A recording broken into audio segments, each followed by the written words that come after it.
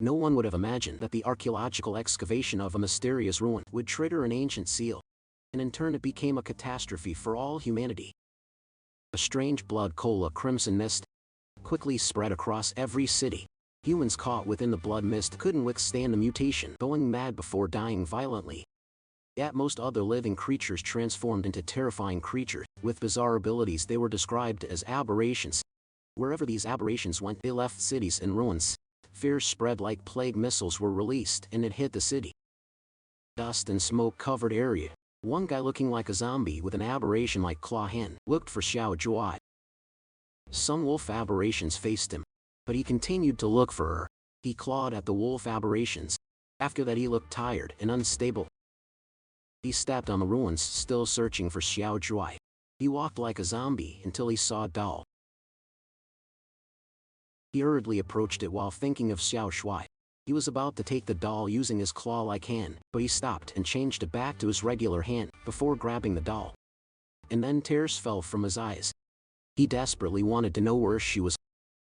3 days ago, reports came in about a crimson mist appearing in multiple areas. The public were advised not to panic and to stay indoors as much as possible. Meanwhile, there's this family on a car ride. The son and daughter were sleeping in the back seat. The military personnel banged on their car while ordering them to move the car immediately. The mother was in the passenger seat while the father drove. He expressed his disbelief in the politicians. The daughter expressed to her older brother that she's scared. Her brother assured her that it would be fine since they were all with her, while the father complained about involving the army and disguising the event as a natural disaster. The son noticed the huge commotion outside. He got curious about what the crimson mist was. Then it was followed by a loud explosion. It surprised them immediately. He covered her sister and told her to get down. A car fell on top of their car. The son asked his parents if they're all right. The father admitted that his leg was stuck while the mother was coughing. She asked what happened. A loud sound that caught their attention. Fear washed over their faces. They saw people running away from an aberration. Immediately the father told them to get out of the car. The son kicked the door open and climbed out. He tried to open her mother's door, but it was stuck. She told him to just take his sister and go, but he wanted to get them out. His sister trembled at the sight of the aberration approaching a man. That man screamed for help loudly. Seeing how near the aberration was, their mother urged him to go. At once his father reminded him that he's the big brother, so he had to be responsible for her. They left Xiao, his sister, in his care. Then an explosion blasted them away. The aberration had jumped towards their car. Xiao screamed for their mom and dad. The aberration got agitated with the ruckus. It targeted them. Xiao wanted to go to their parents, but her brother dragged her away. The whole area was in chaos. The flying aberration took the military aircraft down. They ran as fast as they could. On the way they noticed how the animals and the people went insane. The big brother questioned what on earth was happening. Crimson mist covered the area while the wolf-like aberration went on a hunt. The siblings hid behind a shelf. The brother peeked and saw the wolf walking away. He was relieved that it was finally gone, but his sister suddenly felt strange. She cradled her head. He asked her what was wrong. She admitted that she doesn't feel well. The brother saw their faces in the mirror, and there were lines forming on it. He suspected it was because they inhaled too much of the crimson mist. He took out some supplies on the shelf and dampened the cloth with water. Then he covered his sister's nose and mouth using that, but in that moment he felt a pang of pain. He felt so hot and something was forcing its way out of its body, and he couldn't stop it. You asked him what was wrong, but he lied that he's fine. He tried to control his trembling hand. The roaming wolf-like aberration sensed them. He yelled stop at his body, scaring her sister. Then the aberration spotted them immediately. They ran and it chased after them. They left the supermarket and was blocked with a winged aberration. They were surrounded. He held his sister tightly while comforting her not to be scared. Then the winged aberration flapped its wings while roaring wildly. Several more aberrations approached them. There was even this red dragon-like monster above them. The brother thought that they were really going to die. Also, before we proceed, this guy will be our mix, so be sure to wait for his plot armor. The brother dragged her sister to go back inside, because it was more dangerous outside. He grabbed a stick while saying that it was their only shot. He charged at the wolf aberration and broke the stick instead. Then the wolf aberration attempted to eat him. He crashed on the ground while trying to stop its mouth from closing. It stopped when suddenly it was hit by an arrow on the eye. Ju helped him using the crossbow that she found, but then the wolf aberration attacked her instead. Her brother yelled at her to run. She did. Her brother told her not to look back. Meanwhile, the brother coughed blood and was in excruciating pain. It happened during a really bad time. Chui tripped and fell while the wolf aberration was just behind her. The brother gripped the wall to help himself up, and suddenly a bright red light shot up to the sky. The debris fell on the wolf and the brother pinned it down on the ground. Then he stabbed it using rebar steel. He stabbed it over and over while telling it to go to hell. Chui saw this and got worried for his brother. She immediately hugged him to make him stop. She had no clue what was wrong with him. She assured him that she's fine so he could stop. Concurrently, her brother remembers their parents telling them to run. They left Chui in his care. While his father assured him that he would take care of his mother, he was told to take care of Shu and survive. Then he heard Shu calling out to him. He regained his senses and saw her sister hugging him. He apologized for making her worry. She asked if he's fine now. He was to reply that he's fine, but he saw a winged aberration through the glass approaching Zoe. He immediately grabbed her to evade the attack. The winged aberration turned its attention to them. He hit it with a rebar to make it go away. Its attack sent the bird flying away. Then he told Zoe to hide while he dealt with it. Joey got worried that he'd go alone. The big bird aberration had its eyes on them, so he had to lead it away. But Joey didn't want him to go. She was scared that he'd lose control again. He assured her that it won't happen this time, and requested her to wait there and he'll be right back. She made him promise that he'll come back safe and sound. He promised her that, then he stepped out. He had this theory that hunting aberrations and absorbing the red energy from them would make him stronger. So he expected the energy from the big bird to be greater, so as long as he took it down, he would have enough power to protect his family. He yelled at it to die. The big aberration watched him. But the wolves attacked instead. It was like he's not even worth its time. He hit the wolves with the rebar as he made its way to the aberration. His attacks were powerful, but the wolves worked together. After he hit one in front, a wolf from behind bit his arm. It made him furious and his hands transformed into claws. He hit those wolves with those claw-like hands. He was elated with the power that he's feeling. An aircraft flying above them caught the big aberration's attention. He got confused when it flew. This man regained his senses and wondered what happened to him. A missile was fired in his direction. And at that moment Chui came out and asked if he's okay. He panicked as he yelled at her not to come out. Then the missile exploded. The aircraft saw some survivors, so it landed to check them out. They saw someone infected, so they left him. Instead they took the girl. Armek had hazy vision, but he saw his sister being boarded to the aircraft. The military hurried because the aberrations would be back soon. He extended his claw-like hand as the aircraft flew away. Then he lost consciousness. She was teary-eyed when she called out to his brother. She was burning while she asked why he didn't save her. He extended his claw-like hand to her, but she was gone, and that jerked him awake. He had the same dream again. It had been half a year, and he was still searching for her. He was just glad that he wasn't exposed when he was asleep. He walked out of the building with a machine gun in his hand. When Zoe was taken by those people, he searched every local shelter. But there was no sign of her. To find her sister, he joined the Border Patrol, the lowest-ranking unit in the army, and became a low-ranking soldier. In a chaotic world like that, only the army has the clearance to gather intel and travel freely. He arrived at Kishi City Border Outpost. He greeted the team captain for the Kishi City Patrol, Jia Jun, and apologized for arriving late. Jin kicked him. He was annoyed that he slacked off again, and arrived late for his watch. He climbed a tall ladder, while he heard someone say to him that when the big shots arrived, it could finally be clocked out. Then John warned him that if he screwed up, he'd make his life a living hell. Half a year ago the Crimson Mist erupted. Most cities fell to ruin and became habitats for the aberrations. Along with the Crimson Mist, a mysterious Crimson Spire also appeared. The surviving humans can only eke out a living on the borderlands, far from the Spire and the Crimson Mist. As he watched the fallen city from a tall area, it made him wonder if the big aberration was still over there. John said that the Special Response Unit was there, so they just needed to go through the motions. And even if they can't hold the line, a bunch of grunts like them couldn't do anything about it either.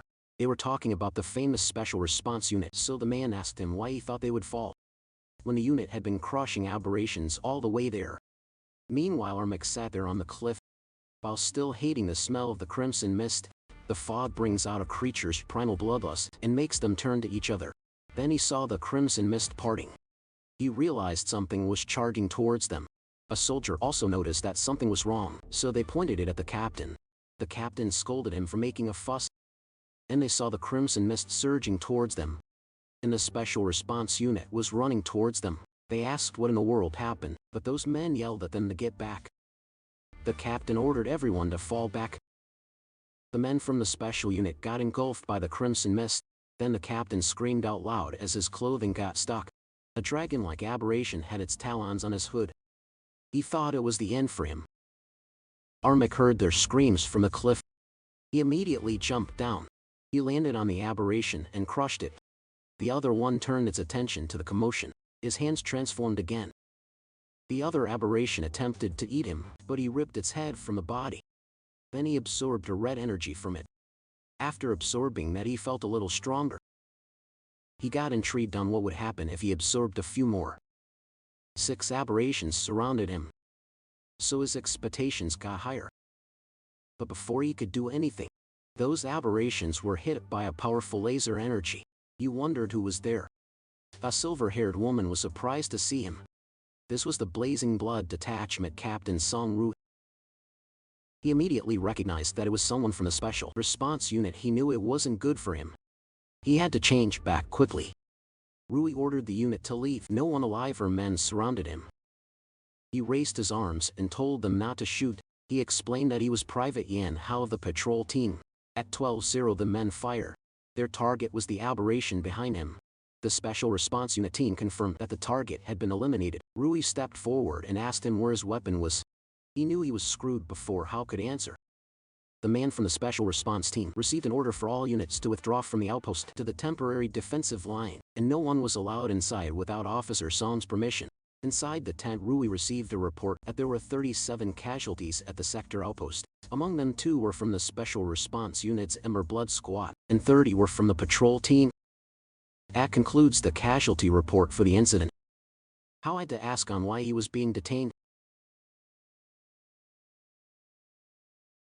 He claimed that he was a victim too. Rui read to him that at 17:23 he left his post without authorization for 2 hours. Shortly after he returned, the Crimson Mist riot occurred. She gave him the chance to explain himself. He needed to find a way to talk his way out of it. He stuttered at first, then he explained that he took a nap in the nearby ruins, but had informed their captain. His teammate said that he's late for every mission and the captain always lets it slide. This rat annoyed him. He threatened him with his gaze that if he continued spouting nonsense, he'd kill him. The man warned him not to frame the captain. Rui realized that their patrol team has quite a few problems. As if sensing he was being talked about, June sneezed. He was wrapped in bandages all over his body. But the doctor assured that he's not going to die. All his tests came back pretty normal. But the team member beside him doubted if that could really be considered normal. Back in the tent, Rui reads the file that says that he only passed basic training 3 months ago. In the last battle, even a special response unit lost 2 people, yet Hao managed to survive. Hao replied that he's scared of dying, and he was on a track team back in school, so he was faster than most. He claimed that when he saw the Crimson Mist coming, he ran. She asked him why he would join the army when he's scared of dying. She asked if he had some other objective. During the 6 months he had been searching for you, he had been constantly killing and absorbing low-level aberrations.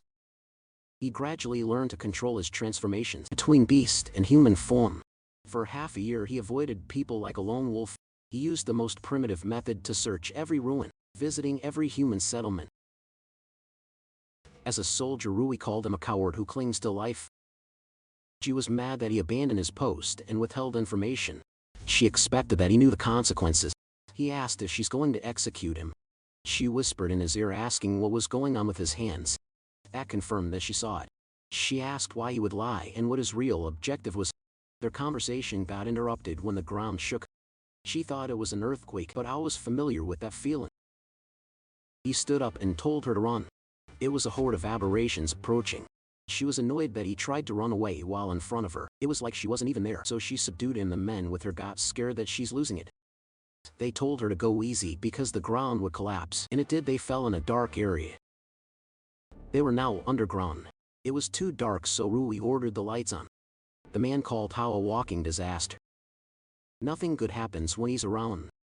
He replied that they should complain after making it out alive. The man doubted if they would really be able to go out. They got the light stick on. They saw the area was like a maze dubbed by an aberration. Rui ordered them to stay calm and check their weapons, also to maintain their formation and cover their backs. There was a gust of wind. It caught Xiao's attention. The man beside him asked why. He glanced there. He replied that he heard wind. The man immediately thought it was a way outside, so he went to check.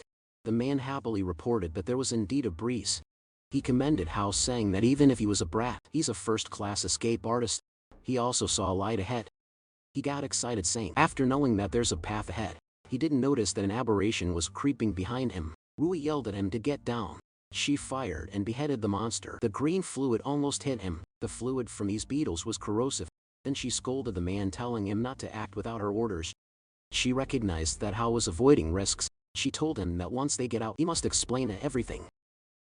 Xiao wondered what she's planning.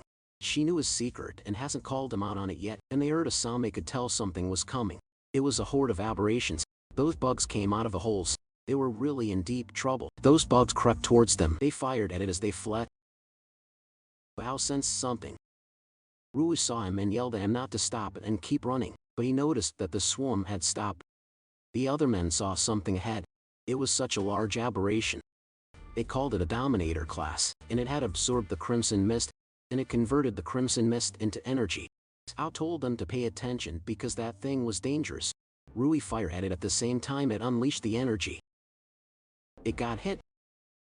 But when Rui saw the incoming energy, she froze. Fortunately, our boy blocked the attack with his transformed hand.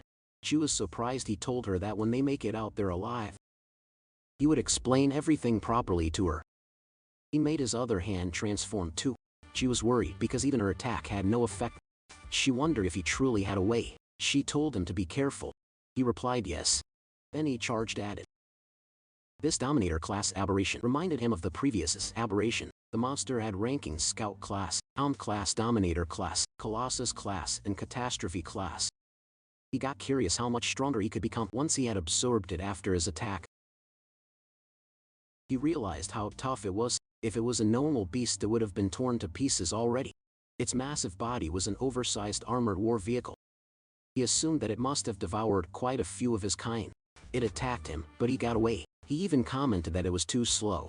He was curious if it placed all its enhancement into defense, but it was nothing but a moving target. The other two men fired at it, but they couldn't believe it.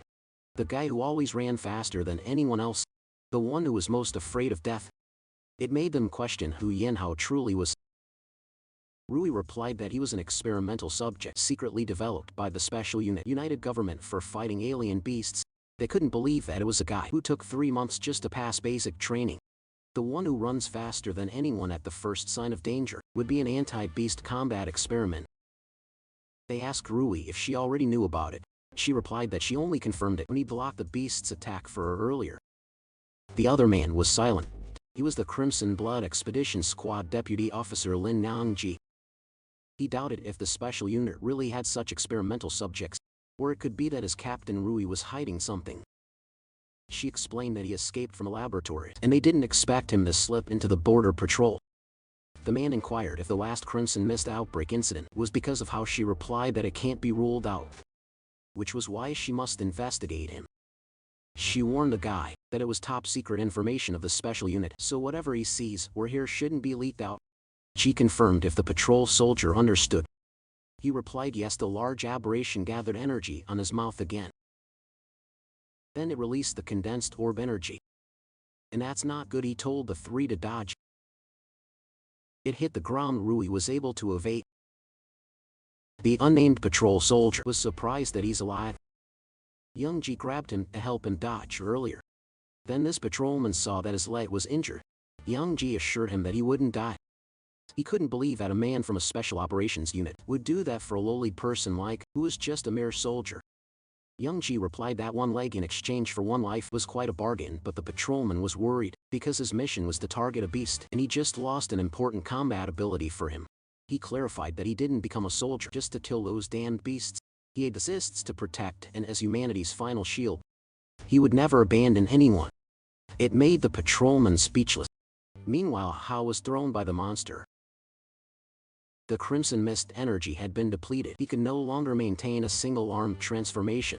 He was up against a Dominator-class Steel Shield Thorn Bug.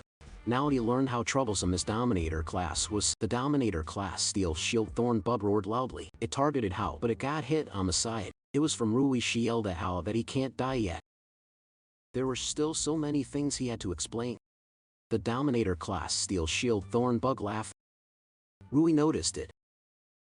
Then she saw the Crimson Mist surging out from the cave. The interconnected tunnels let it easily transfer the Crimson Mist from other places, and because of that the bug could replenish its energy. She saw its wounds starting to heal. If that goes on, it will return to its peak state again. She realized that the sudden Crimson Mist eruption at the outpost before was its doing. She knew they couldn't kill it, so she suggested running while they could, but he refused to. He wanted to kill it. Summoning the red mist had also replenished him. Now that it can't move recklessly, it was their best chance to attack. But if they fail, he would die there. He wandered the gates of hell a lot of times, and one more time doesn't matter. She agreed with him and took the only chance they had. She planned to unleash all of her power to blast open its head armor. Then Hao will take the chance to destroy its brain completely. It was the only way they could defeat it. She opened fire at the same time. Hao went towards the monster. With Rui's attack, the head armor had been shattered. Then Hao followed it up with his own attack. It landed on its head and then continuously attacked it. The green fluid leaked out of its body. Rui waited to find out if they succeeded. Hao fell from its head and crashed on the ground. She immediately rushed to his side. She asked if he's alright. She saw something fall on top of him. It was a photo. She didn't notice the black crystal on his hand. It dug to his palm. Deep in his consciousness, he was confused at first, and later he saw himself. But he couldn't control his body. He realized that he completely turned into a beast, but he's confused about what he's doing. He wondered if it was like his life. Flashing before his eyes, he saw glowing DNA. Eventually he felt that he could move, and he felt something on his chest. It was the crystal inside the giant aberration. It looked like some kind of energy bot. He was confused how it transferred on his chest when he was just holding it earlier. Then it absorbed the Crimson Mist. Not only that, but it also stores it. So even if he absorbs more Crimson Fog than before and bestify further, he won't need to worry about losing control anymore. It was like insurance when he lost control. It would reclaim the Crimson Mist in his body and restore his sanity. That way, he could absorb the aberration without hesitation and evolve stronger. He doesn't need to worry about counting every kill. He was disappointed. We learned that the crystal had limited capacity. If it continued, it would burst. Then he remembered something. In a bug's last move, it consumed a huge amount of Crimson Mist. Since it can absorb Crimson Mist, he converges it together. Meanwhile, his body was placed in a hospital bed. The Crimson Fog leaked out from his chest. Eventually, he opened his eyes. Then he gathered the Crimson Fog in his palm. At that moment, Rui entered and saw him. She panicked and asked what he's doing. He yelled at her to get out of the way. Then the energy burst with such force that it erupted outward. 5 minutes ago, the patrolman reported to Rui about Yangji's leg. She replied that he was a soldier and was prepared for it, so there was no need for him to blame himself. Rui entered the hospital room. Yangji asked her what was the deal about Hao, since he had never heard of the special unit having test subjects. She replied that it was a top-secret case. She took his tablet and advised him to focus on his recovery and not to concern himself with anything else. Also, she had informed him that she had requested a transfer for him to the logistics department at the headquarters, so from then on he could get some proper rest. He replied that he will report the matter truthfully to her father, Chief Staff Song Lan. He trusted that he would make his own judgment. It made her furious and reminded her who his superior officer was. From then on, his communication privileges were frozen. He also wasn't allowed to go anywhere after that. She went straight to Ao in Ward 314. They've arrived in his room. She ordered the patrolman to guard at the door. No one was allowed to enter without her command, and when she opened the door, Ao had a concentrated energy on his hand. He was extremely surprised to see her. She asked what he was doing while he yelled at her to get out of the way. He could no longer control the energy and it was unleashed. She ducked to evade it. The powerful force of the energy also made the patrolman outside fall. It passed through 3 buildings, the last one being split in half. From the window, Yangji saw that the abandoned building was pierced through. He wondered how did that. If so, he wondered how long Ruwei could hide the whole situation. The patrolman trembled in fear, as he also complained about being the unlucky one. He called for help since he didn't want to die. Ruwei recognized that it was the bug's move from before. It made her curious why Hao could use an aberration's abilities directly, without mystification armor. She reminded him that he owes her a few explanations. They went to the hospital rooftop and discussed it. She learned about him and summarized that not only can he absorb an aberration's beast core, but he can also learn its abilities. He added that it wasn't just that, because he could also absorb and store more crimson mist, and that the crystals were able to self-repair. She smiled as he commented that he had a lot of features. He admits to having obtained their strength and abilities, but he also worries that he's slowly becoming one of them. It made him question if someone like him could still be considered a real human. He asked her what she sees him as. She replied that he's one of a kind, and being a human or monster would depend on how he uses his power. She also knew his power was both a disaster and a weapon. She gave him 2 options: either he joins the Blazing Blood and becomes a reserve soldier in her squad, or be classified as a threat and be eliminated, just like the aberrations. He asked about the elimination. Then she admitted that the troops in the city don't have the ability to do that. Even her, but also thinking that he could take the special unit alone, was far too arrogant. She persuaded him that joining her squad has its benefits: status, intel, and resources, and she would handle any trouble that would come his way. He was amused that she's willing to take on a dangerous element like him, that she just met and whose power was out of control. He could tell the price was high, and for her to go through all that trouble to recruit, he knew she must have some other objective. She could tell he was smart. Then she admitted that there's a reason why she needs him. She assured him that they aren't enemy, and then she suggested to think of it as a transaction. He was surprised when she revealed a photo of him with his sister. Then she warned him not to underestimate her. If she wanted to investigate his past, it would be a child's play for her. Then she told him that if he joins Blazing Blood, she would use their highest level intelligence network and every resource at her disposal to help him find his sister. Ao knew to himself that there's a limit to what he can do searching blindly on his own, and just as she set a higher rank and status in the military, he'd be able to investigate more places and it would be easier to move around. He accepted the deal, but he suggested that since she needs him so much, she should give him an increase in pay. He admitted that all his previous salary had been spent when he looked for his sister. As the captain of the Blazing Blood, she approved him as a Blazing Blood reserve soldier with salary and benefits at the highest standard. Then she instructed him to get the hell out and do the paperwork. He followed the order. He headed to the patrol team to handle the transfer at once. But before he left, she remembered something. She paid for the damages he did in the hospital, so she would be deducting it from his salary. Then she thought of her uncle, and became even more determined to save him. Hao couldn't believe he had to pay for it after all. Rui had a feeling that he holds the key to turning an aberration back into human. A few days later at Shishi City Patrol Team Garrison Building, Ao learned that the other patrolman was going to the Special Response Unit too. The patrolman boasted that the captain and deputy Yangji thought highly of him. Although he joined the logistics department, he was confident that they could work together. Ao doesn't even remember the guy's name. He hadn't really paid much attention before. Suddenly the man saw Captain John, and he was okay now. Ao turned to him. John's right arm and left leg were broken. The big muscular guy could remember how he slapped him for a mute woman, and now John was acting like a stray dog begging their city defense team for his squad members' pension. Then he kicked the injured John. He was the Kishi City defense team captain. John, sure the patrolman with how got angry and charged at them. But he was subdued by 2 men. He yelled at them to let go of the captain. Sherry grabbed Jun's jaw, spat at him, and told him to get on his knees and lick the mud off his shoes, or else he'd break the kid's arm and give it to him as a crutch. Jun grits his teeth. He was about to get on his knees, but Ao lifted him and told him that there's no need to kneel. He was surprised to see how Ao acknowledged that he helped him a lot before, and this time it was his turn to repay the favor.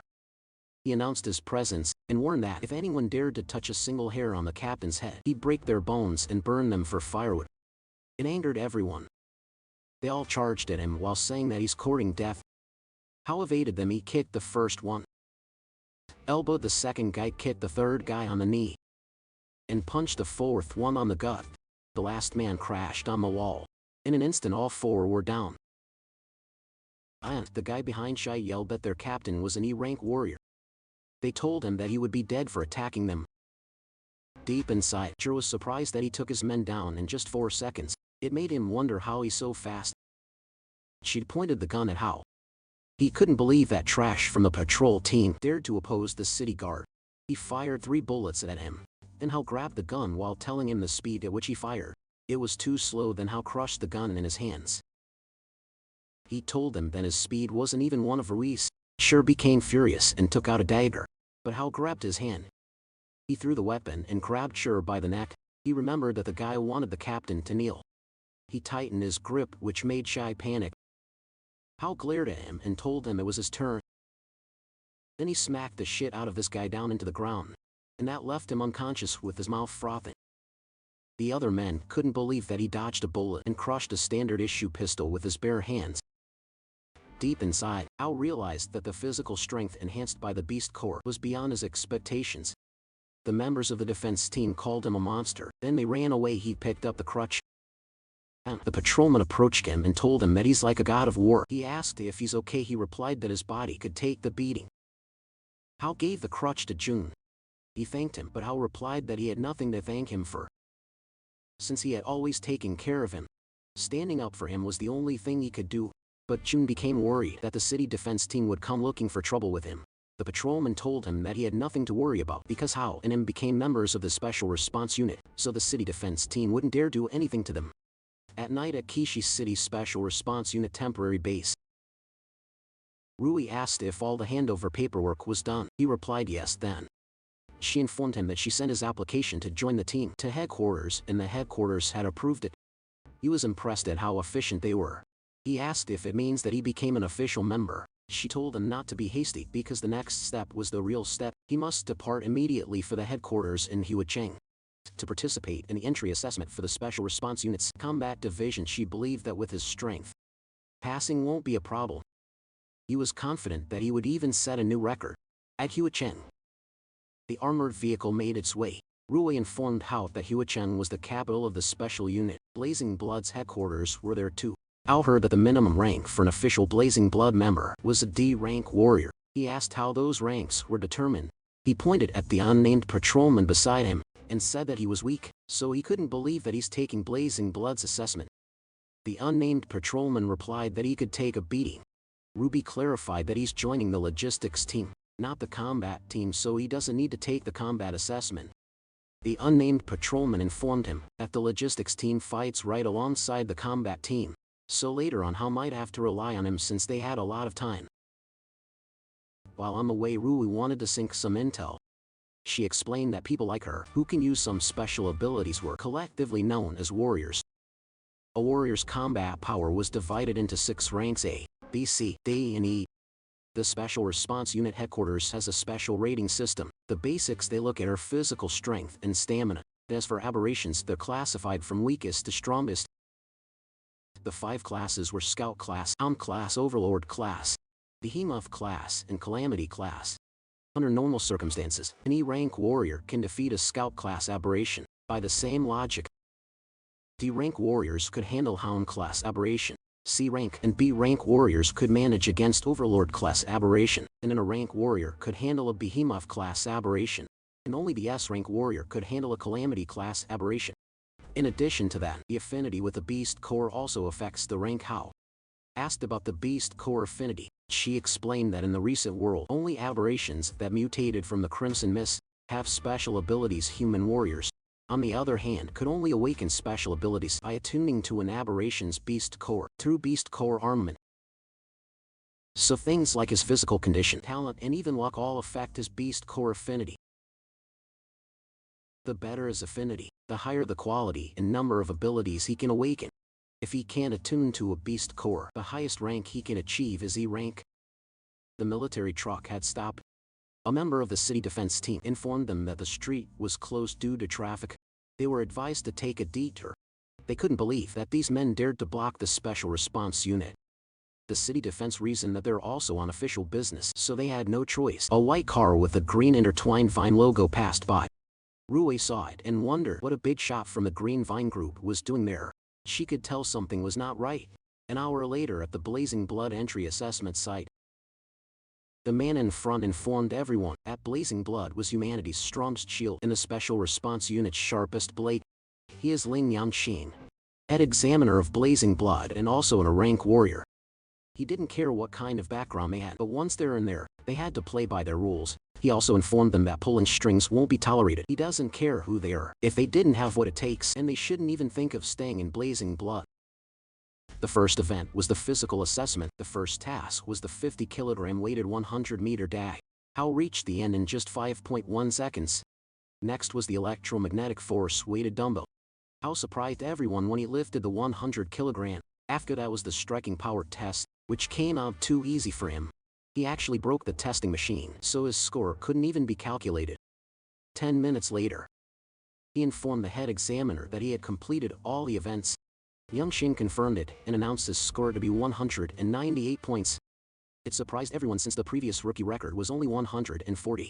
Some assumed that he cheated. Someone approached Yangxin and raised the concern that the rookie record was 140 points. So this man, Zhang Jin, was the Kishi City Defense Team captain's younger brother, refused to accept that Hao exceeded the record. Yangxin replied that he supervised it himself, and it was all on camera. He got offended. Since it seemed like he was accusing him of letting Hao through the back door, Jin replied that he wouldn't dare. Though he was curious, he asked Hao if he's from the Kishi City Patrol Team. Hao was confused, but he replied yes. Then he told him that he just wanted to say hello, since they're from the same hometown. But deep inside he planned something sinister for the kid. He wanted revenge for his older brother who was humiliated. Hao was intrigued when he mentioned that they were from the same hometown. Yangxin informed him that the guy was Jin, one of those rich kids from the Kishi City Defense Team. He asked if he knew him, but he didn't. But after learning that he's from the Kishi Defense Team, he realized that the whole city defense team crowd was rotten to the core. Later on, Yangxin announced the result of the physical test. In 30th place was Zhongsan with 89 points, and so on. Then the third place was taken by Yin Jin with 123 points. Second place was Jin Ying with 135 points. And the first place was Hao with 198 points. A blonde woman looked delighted. She came to take the assessment for fun, but she couldn't believe that there would be such a strong rookie. She got excited to study him closely. This person was Jin Ying, a senior researcher in the Technical Intelligence Bureau in a single dorm room. Jin was talking to someone through the tablet. He felt bad that he hadn't gotten first place. He complained that two monsters showed up out of nowhere, but the person on the line told him that if his brother wasn't a dog for the Green Vine Group, he wouldn't even qualify for the assessment. They reminded him that he only had one chance, so he better not screw it up. He was determined to get into Blazing Blood for his brother.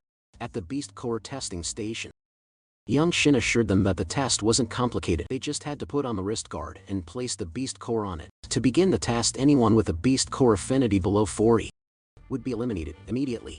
He explained the Beast Core, just in case there's someone who doesn't know it yet. Only Ham class or higher aberrations can produce a Beast Core. The stronger the aberration, the higher the quality of the Beast Core it produces. By socketing a Beast Core into an aberration armament, a warrior can use special abilities just like an aberration. Black quality Beast Core was commonly found in Ham class, and Overlord class the quality goes up from black, rust red, blood red, pink, and the highest was the gold. Everyone has a different affinity for Beast Cores and will awaken abilities of different attributes based on that affinity and their own innate talent. They could be elemental power or support control. The wrist guard was the lowest grade of aberration armament. It can only test their own affinity, and it won't grant them any abilities.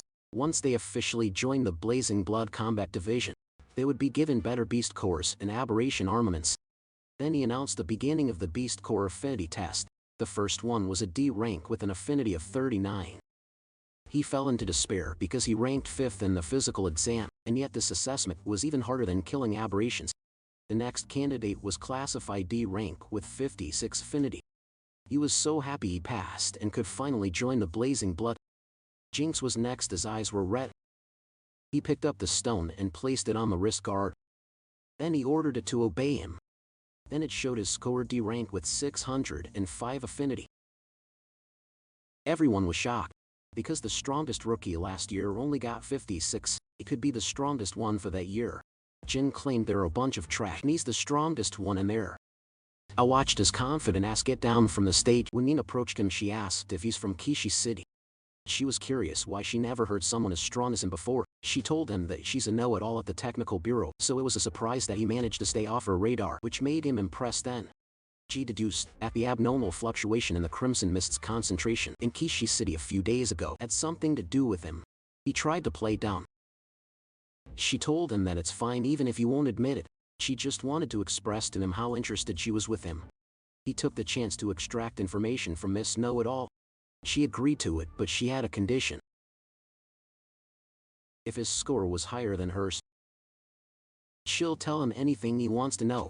Then she was called to go in front. She called everyone's attention and announced that she was about to break Jin's record. Hao got intrigued if she's that strong. While Jin insulted her, she picked up the black stone, spin it on her hands and placed it on the wrist guard. Then it showed that she's a D rank with 78 affinity. Everyone was shocked. Then they recognized her to be the Jingli girl. She grinned widely. Then when she went down, she emphasized how she proved that she can break Jin's record. It made Jin angry. Besides how he couldn't let the stinking bitch get away either. Hao was the last one to be called. Since he learned how strong she was, he started to be convinced that she's not lying. It could be that she knew a lot. Ying asked him if he's feeling pressured for a clue about his sister. He was determined to win the bet.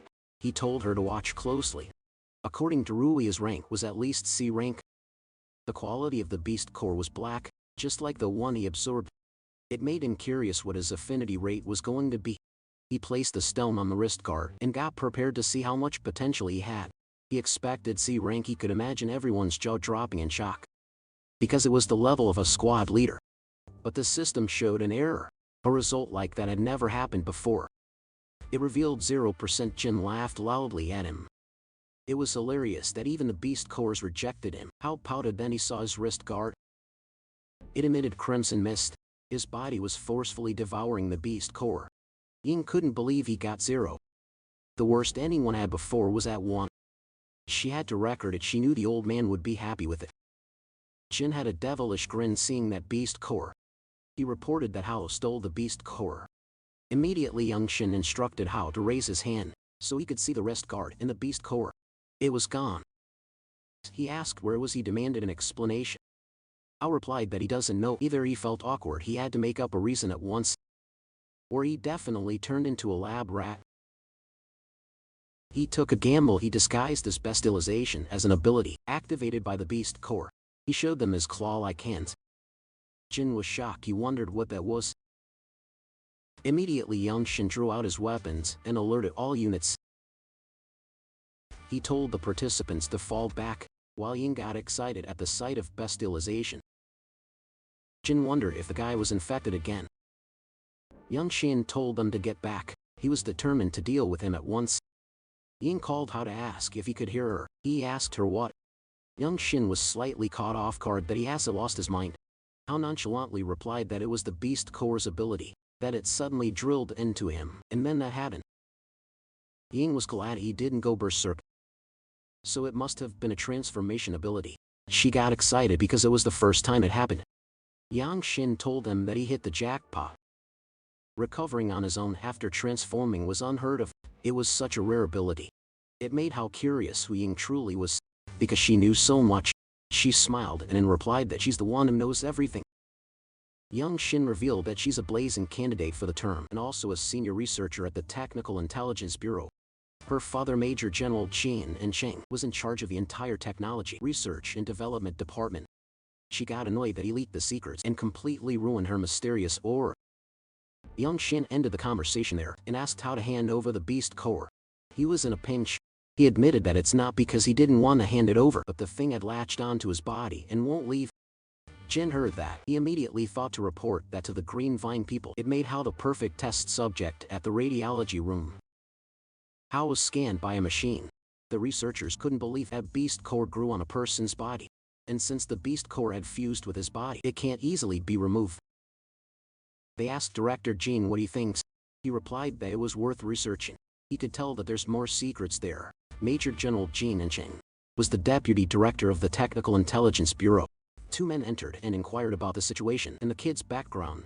He asked if the Blazing Bloods still planned to stick with the rules and not accept anyone with less than 40 compatibility.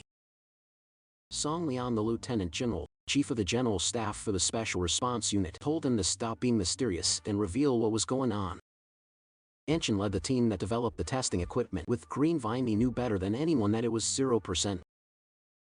Ying told her dad to hurry up and reveal it, because the suspense was killing her. She asked what was up with Hao. He revealed that the machine's reading went off the charts.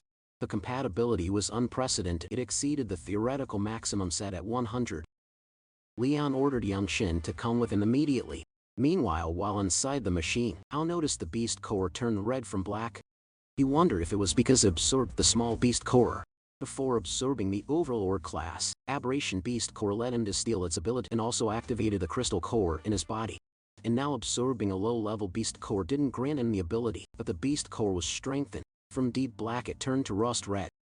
Total crimson mist storage had increased, as well as crimson mist absorption efficiency. It became a dull dark reddish brown like old rust with a matte finish, and mottled dark impurities. In other words, the stronger the beast, the stronger he'll become after absorbing it. At the Special Response Unity Blazing Blood headquarters, Rui argues with Lian. She brought Hao in there. So she asked him what was the problem with him joining her squad. He reminded her to watch her status and tone. He also pointed out how she's paying too much attention to that C-rank rookie. She insists to her father that she promised to bring him into her team. She asked him not to make her a soldier who can't keep her word, but Leon argued that a soldier's word is to the country, not to an individual. He also firmly told her that Hao already joined Yangshin's team, and that can't be changed. He asked if she planned to fight a fellow blood squad leader. For a recruit he ordered to return to her post. She could only comply, but deep inside, she was determined to find another way. At the Blazing Blood Barracks Lounge, someone reported great news to big news. It was Ying. She informed him that the newly discovered nest between Lake City and Redstone City was sending Blazing Blood rookies to explore. She applied with instructor Yangshin for them to team up. Yan Hao was identified to be a C-rank, a member of Special Response Unit Blazing Blood under Yangshin's squad. Later on, Yangshin briefed them that the mission objective was to investigate and assess the threat level. He warned them to stay alert. Even though it was a nest, it could have changed due to the crimson mist. Ying, a D-rank senior researcher at the Technical Intelligence Bureau, also became a member of Yangshin's squad. She told him that data collection was her strongest suit, so she got him. The threat level of the beast nest was divided into 4 levels: low, medium high, and extremely high. There were also many different types like high and medium. The low-level nest they're going to was a hive type. Its characteristic was a simple structure.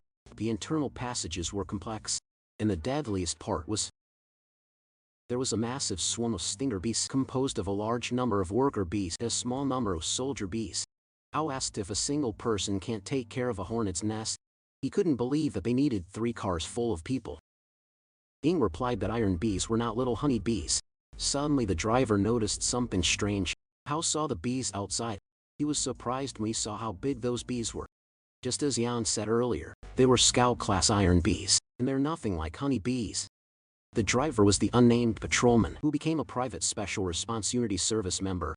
He told them to hold on tight. The bees released their stinger. It was how they attacked. Ying knew the armored car couldn't withstand that. Hao volunteered to handle the swarm outside. It was the perfect timing to try his newly developed move. His door melted, then he jumped out of the car. He told them to find cover and defend. Then he charges at those bees. The unnamed patrolman was shocked and confused on what kind of ability used the door as a weapon. Ying explained that it was a transformation ability, and she shared that during the assessment, Hao absorbed a beast core, and at that time he could only transform himself. So she didn't expect him to be able to cover objects with a transformation ability. She got excited after learning that he could turn objects into weapons. She just had to record his combat data and study him carefully. When they got back, something was shot at Hao. The green stuff pierced through his arm. That aberration was stronger than the others since it could break through his defenses. He had to figure out where it was being shot from, otherwise he'll be worn down sooner or later. He told them that there's another enemy, but its location was unknown. He advised them to be careful and hide. They got behind a rock. One of the special response unit members went the other way while saying that iron bees were afraid of fire. Ying yelled at him not to go out. As soon as he did, he got shot with the green spikes, and then fire engulfed him. How asking where the green spikes came from. She saw that it was a Hound-class queen bee.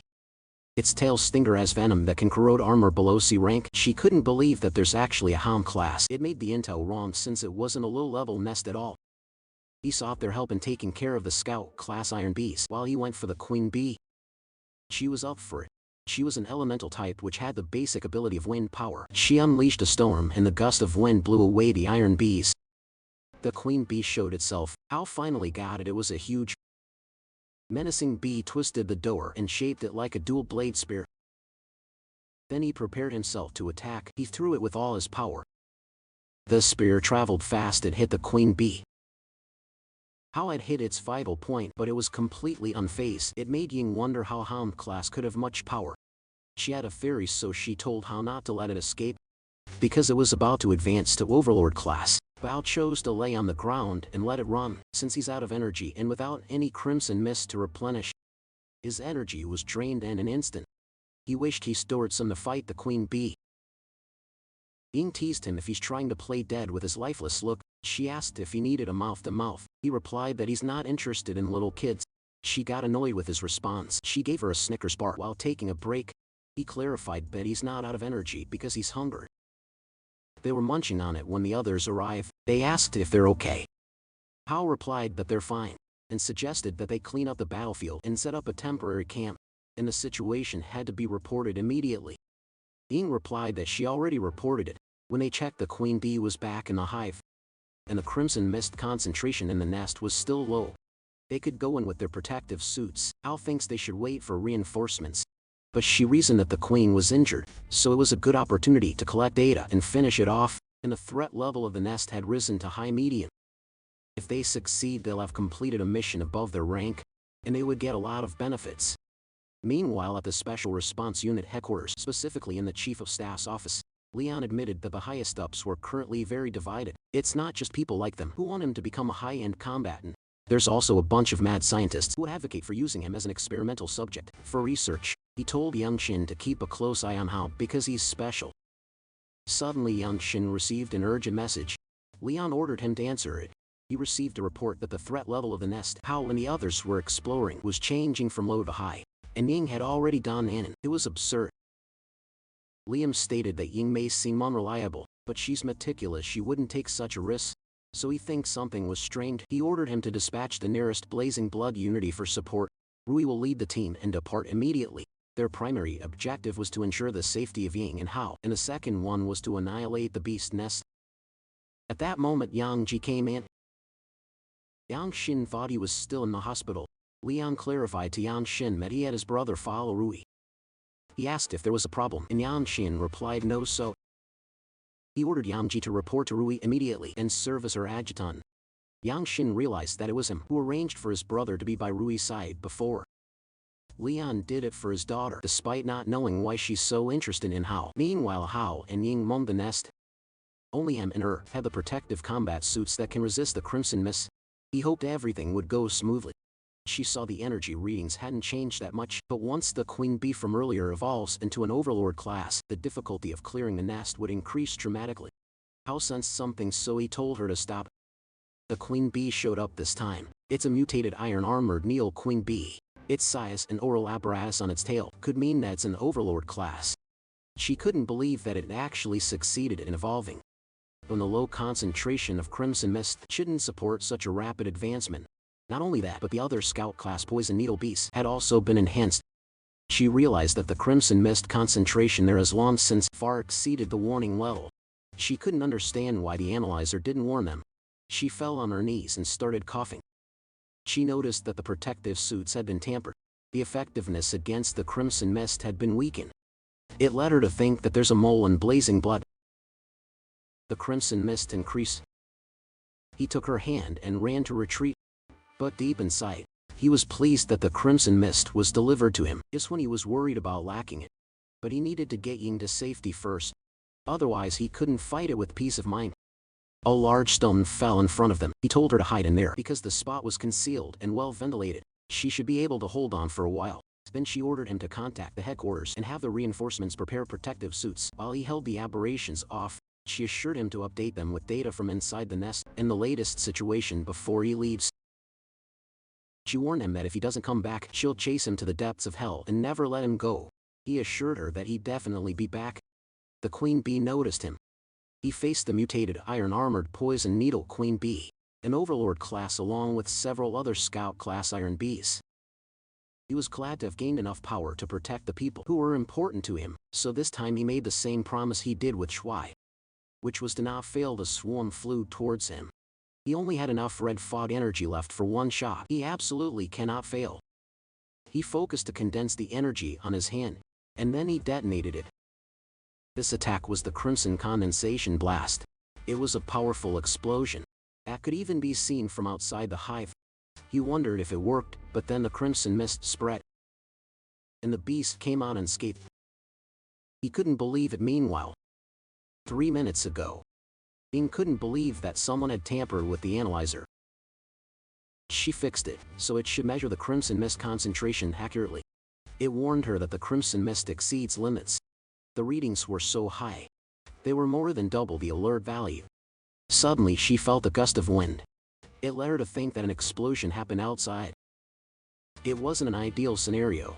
The explosion stirred up the crimson fog, making it even thicker. By absorbing the high-concentration crimson mist fog, the beast worms were able to evolve rapidly. Even the lowest scout class ones have evolved into hound class. They attacked Xiao. He noticed that there were more of them and they're getting stronger. Even with the crimson fog around, his replenishment rate can't keep up with his consumption. If that continues, he'll be drained. Ying got worried if he could hold on. Then she noticed his neck. There was a symptom of crimson mist corrosion. She realized that his protective suit must have been tampered too. She watched the measuring device. The readings continued to rise. She knew how would lose control. She helped by blowing away the crimson mist around him first. So she released a wind pressure blast. When she found the timing, she detonated it.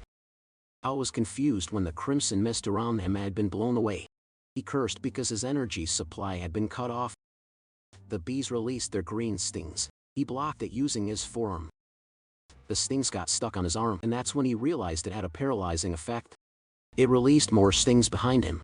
He knew he couldn't dodge it. Suddenly someone arrived and blocked the stings using his body. It was Yangji. He was a C-rank strength type. His basic abilities were body fortification, hardening, and super sensing. His beast core source was an overlord pangolin. He yelled at Xiao to focus since the fight wasn't over yet. The beast surrounded them in an instant. It got cut with laser attacks. It was done by Rui. She's a C-rank elemental type, with basic abilities such as electromagnetism, and her derived abilities were lightning strike, railgun iron sand hacking, and magnetizer. Beast core source was a behemoth class eel. Al asked what she was doing there. She explained that they have received orders from headquarters to support them. She ordered all units to charge and clear out those damn bugs. Her squad followed her orders and charged in. Team A suppressed the forward passage with high heat. Team B covered the mid-range with fire. Young Ji and Hao were ordered to fall back to recover. They followed her orders at the same time. The Queen Bee had targeted them. Those who saw it first warned them, but Rui ordered them not to look back and to continue running. She didn't expect the Queen Bee to be an overlord class. She had to use her move. It was the electromagnetic annihilation attack. It was a high-voltage electric field created by the move, and it will destroy and paralyze all objects within its range. They saw her attack and hit something. When they saw it was the Queen Bee, they realized it was the one mentioned on the intel, and it was escaping outwards. But since Rui paralyzed it, it won't get far. She ordered an annihilation of the surrounding swarm to prioritize rescue. Al couldn't believe how strong she was. Danzi looked proud when he shared the last time in Redstone City. Rui hadn't even brought her main combat gear, and she wasn't wearing her combat suit, so she couldn't use her abilities at full power.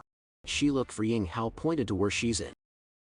Then Ying called her and stated that had she been 10 minutes late, they would have been retrieving her corpse instead.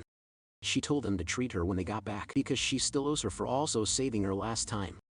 They had completed the first mission, which was to rescue the wounded, so they asked what their next move would be. She was ordered to exterminate the swarm and eliminate the threat of the beast nest. Meanwhile, Hao used the chance to quickly replenish some Crimson Mist energy. The Crimson Mist Cannon Blast didn't manage to finish off the Queen Bee, so he had to try again. He finished replenishing his energy when he heard a noise. All of them got nervous and alert. The Queen Bee absorbed all the Crimson Mist from the entire nest. It looked like it was going to level up again. The reader warned them that it was about to break through level 4. Ying wondered where all the Crimson Mist came from. She got suspicious that the bee's nest was actually a high-level one. The Queen Bee made a loud noise, which made a large sum of Hound-class bees appear at the rear. Hao told them to handle the swarm, and he'd handle the Queen Bee since he had a way to deal with it. Rui announced to all the units to attack the swarm and cover Hao. Hao had to finish it for good or else everyone in there would die. He hit it continuously but his claws weren't enough. He released a Crimson Condensation Blast again. It exploded in the area. He waited for the smoke to vanish to check if it worked, but it retaliated by unleashing its stinger. He realized that just bombarding it with energy wasn't enough. To deal a fatal blow he needed to find a suitable weapon. Then he noticed the Queen Bee's stinger on his side. He picked it up and used a bestialization coil. He held it like a sword, and he approached the Queen Bee while evading its attacks. He coiled all his remaining Crimson Mist energy on his weapon. He prepared to return the favor of being granted a weapon. He held it tightly and sliced the Queen Bee with all his power. It caused another explosion in the air. After that only the red beast core had remained from the Queen Bee. It was an Overlord-class beast core, and he caught it as soon as he touched it. He felt a pang of pain on his chest because the energy was so strong. It filled up the crystal core inside his body in an instant. He couldn't take it anymore. Meanwhile, Rui and the squad dealt with the swarm. Eventually they wiped it all out. Ying expressed that he felt weaker. Rui ordered everyone to support Hao at once, but when she saw him he was down on the ground. She called his name, concern evident in her voice. Hao was unconscious. They hooked him up on a monitor and saw that his heart rate was spiking and neural signals were erratic. He was exposed to too much red mist, so he could lose his mind anytime. Rui ordered Youngji to use the medical pod and block the neural transmissions. They moved to the temporary camp outside the nest. The unnamed Special Response Unit service member asked what was wrong with Hao. Youngji replied that Hao was fine. Rui assigned Ying to adjust and monitor the medical pod's parameter. Since she was a tech officer, the medical pod activated and anesthetic injection commenced inside. Ying told Rui that it was only a temporary fix. They still need to get back to the headquarters fast for proper treatment. Rui knew that meanwhile, inside Hao he was being choked by a powerful version of himself, while telling him to surrender his body and embrace the beast transformation. He assumed that it was his end. He thought of his parents and sister and felt apologetic towards them. He accepted that it was all over. But then he saw his parents encouraging him to live. And also Shuai was there, reminding him of his promise to come back safe and sound. He remembered that she was still waiting for him. Then his colleagues surrounded him and told him to wake up. Ying refused to let him give up. They keep telling him he can do it. He realized that everyone was waiting for him. It registered to him that the fight wasn't over yet. He felt determined to live. He still had to find his sister and protect everyone, so he refused to go down, and he knew it wasn't just his responsibility, but his other self too. He broke free from the grip of his powerful self and got that other version of him chained up. He called his other self to go back, since everyone was waiting for them. It merged with him. He grasped that there's a price for getting stronger. Every breakthrough was like dancing on the edge of an abyss. His consciousness came back, but he couldn't open his eyes, and his body won't move either. At that moment the cars were on the move. The sandstone was so intense that they couldn't see the road at all. It was dangerous to keep driving. Youngji informed Rui that there's an old city ruins 3 kilometers ahead so they could take shelter there. Rui asked Ying for Hao's status. Ying reported that the vitals were stabilized, but he hasn't regained consciousness. After learning that, she ordered Youngji to head for the ruins, and to tell the vehicles behind him to follow. They reached the ruins. The 3 military trucks drove inside. Everyone was ordered to disembark and rest. But Rui could sense that something was off about the place. She ordered Ying to scan for environmental structural stability, crimson fog concentration and heat signatures at once, then she ordered her men to protect Hao on the pod, because that was also a direct order from the headquarters. Unbeknownst to them, someone watched them from a higher floor and they were ambushed. Arrows were released towards them. Young-ji saw the enemy attack and ordered everyone to take cover. He was hit by an arrow but he hardened his arm to deflect it. Ying saw that the arrows were coated in bodily fluids of a venomous stinger wasp, then a huge boulder came falling at them. Rui ordered everyone to spread out. She kicked the pod to get it out of harm's way. Then she got away just before the boulder hit. The debris flew all over the place. Young-ji protected Ying using his hardened body. Then those men showed up. They were bandits and had planned to take everything. First they threw glass bottles. Rui wondered what it was, but when it shattered it released green gas. She realized it was the fluids of a Dominator-class mutated beast. The gas it produces has paralyzing effect. Then the bandits charged at them. A huge muscular man with an axe targeted Rui, but she skillfully evaded him and kicked him in the groin, and sent the man flying on the opposite wall. But just right after that, she saw something attached to the pod. She fell down as the paralysis took effect on her body. When the bandits had the hook attached, they started pulling. They saw those guys protecting the metal box with their lives, so they assumed that there's treasure inside. But Yin tried to go after her while yelling at them not to touch him, but someone shot an arrow on her ankle. She fell down and bled. She was in despair as she watched Hao get taken away. Meanwhile, inside the pod, a U-shaped mark appeared on Hao's upper chest, stretching from one side of the neck to the other. From the top ends of the U, a line extends to each shoulder. The mark glows faintly even when she was in pain. All she could think of was to save Hao. Rui told her to hang in there as she pulled the arrow inside Rui's head. It was such a failure since not only Hao was taken, Ying got hurt too. She broke half of the arrow. Then bandaged her up. It was all they could do at the moment. She advised her not to move. Young noticed how the bandits set up an ambush before they even got there. She finds it strange, and it made her wonder how they knew about their movements. Eventually Young-ji reported that the scene had been secured. Most of the vagrant bandits escaped while they were poisoned. There was a severe sandstorm outside, so she knew they couldn't have moved Hao above ground. With that, she suspects they had gone underground. Her men found an abandoned elevator shaft. A preliminary search suggests it was a passage to their hideout. She assembled a team immediately. Their next operation was a man-to-man combat with the objective to retrieve Hao. Rui ordered a team to secure the exit and protect Ying, while Young Ji and Team B would rappel down with her. She reminded them that failure is not an option. The unnamed Special Response Unit service member wanted to go with them, but Rui refused because he's not a combatant, and they don't know what was in there. The team would protect him and Ying above ground, but he insisted because Hao was his best friend and the one who saved his life, so now that he's in danger, he just couldn't sit and wait. That convinced Rui. She warned him to stay close and not fall behind. Meanwhile, the bandits arrived at their base. They complained that the coffin was heavy, but it also made them curious about what was inside. They expected it to be good. One bandit carried an axe and told everyone to get out of the way. He raised his axe and hit the pod. The person who initiated to open the pod was the bandit leader, but he soon learned that the pod was tougher than a vault. They broke several crowbars and sledgehammers on it, and it hasn't even budged. A blonde young guy told them that he could open it, but they had to go down below. The bandit leader dismissed it as nonsense since there was nothing down there but a dead end, and the last three who went and never came back. They all laughed and mocked the kid, but the blonde guy insisted that he has seen a key that can open it down there. The bandit leader got annoyed and grabbed the kid by the collar. This blonde guy offered him a deal that if he opens it, they would let him go, but if he can't, he can just kill them or do whatever he wants. The bandit leader warned him that if he tries any tricks, he'd slaughter him. Hao heard them and then deduced that he ended up in the enemy hideout. After his beast core upgraded, his sensory abilities had been enhanced. Not only could he sense his immediate surroundings in the environment deep underground, but he can also sense the state of his own body. His beast core level was rust red with 67 crimson fog reservoirs. His evolved abilities in beast form were claws and tangle, and the abilities he acquired were crimson fog bomb and poison gland. He suspects that the poison gland came from the queen bee. The bandits arrived at the deeper floor. There was a fossil of a large creature in there. They warned the blonde guy not to try any tricks. The blonde guy pointed at one of the bones and told them that it was where the key was. The bandit leader ordered his men to bring the pod there. While doing so, the box exploded and the men were blasted away. Apparently the box opened by itself. As soon as he rose, Hao released the poison gland. Everyone began choking. Hao liked the skill. It was a good support skill for crowd control.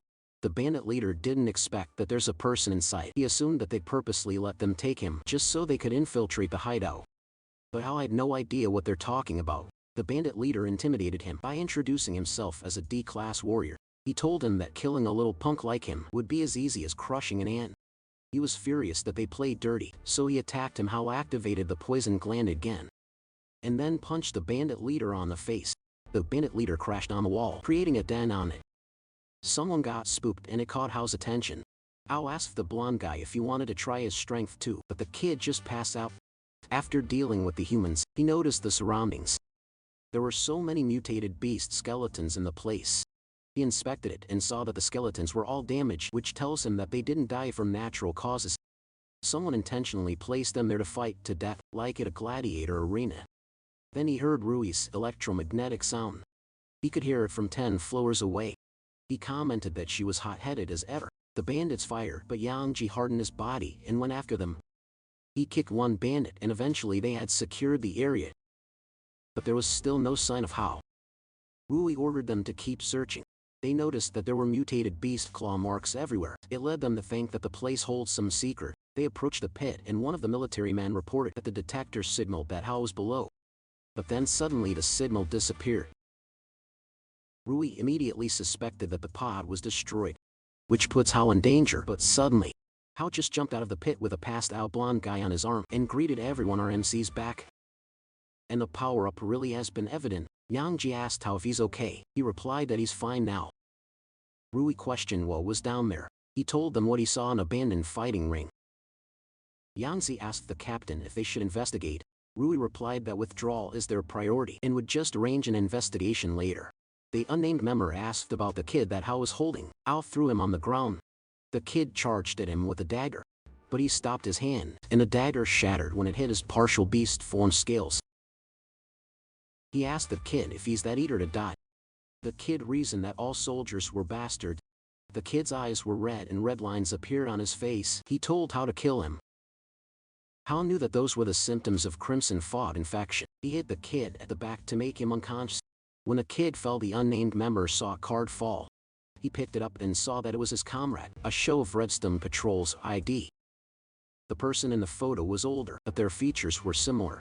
It led Rui to think they were brothers. The kid was in bad shape, so she ordered to take him back for treatment and investigation. The infection of the kid was still in early stages, so Xiao thought that if he drew out the crimson fog energy from his body, he could still be saved.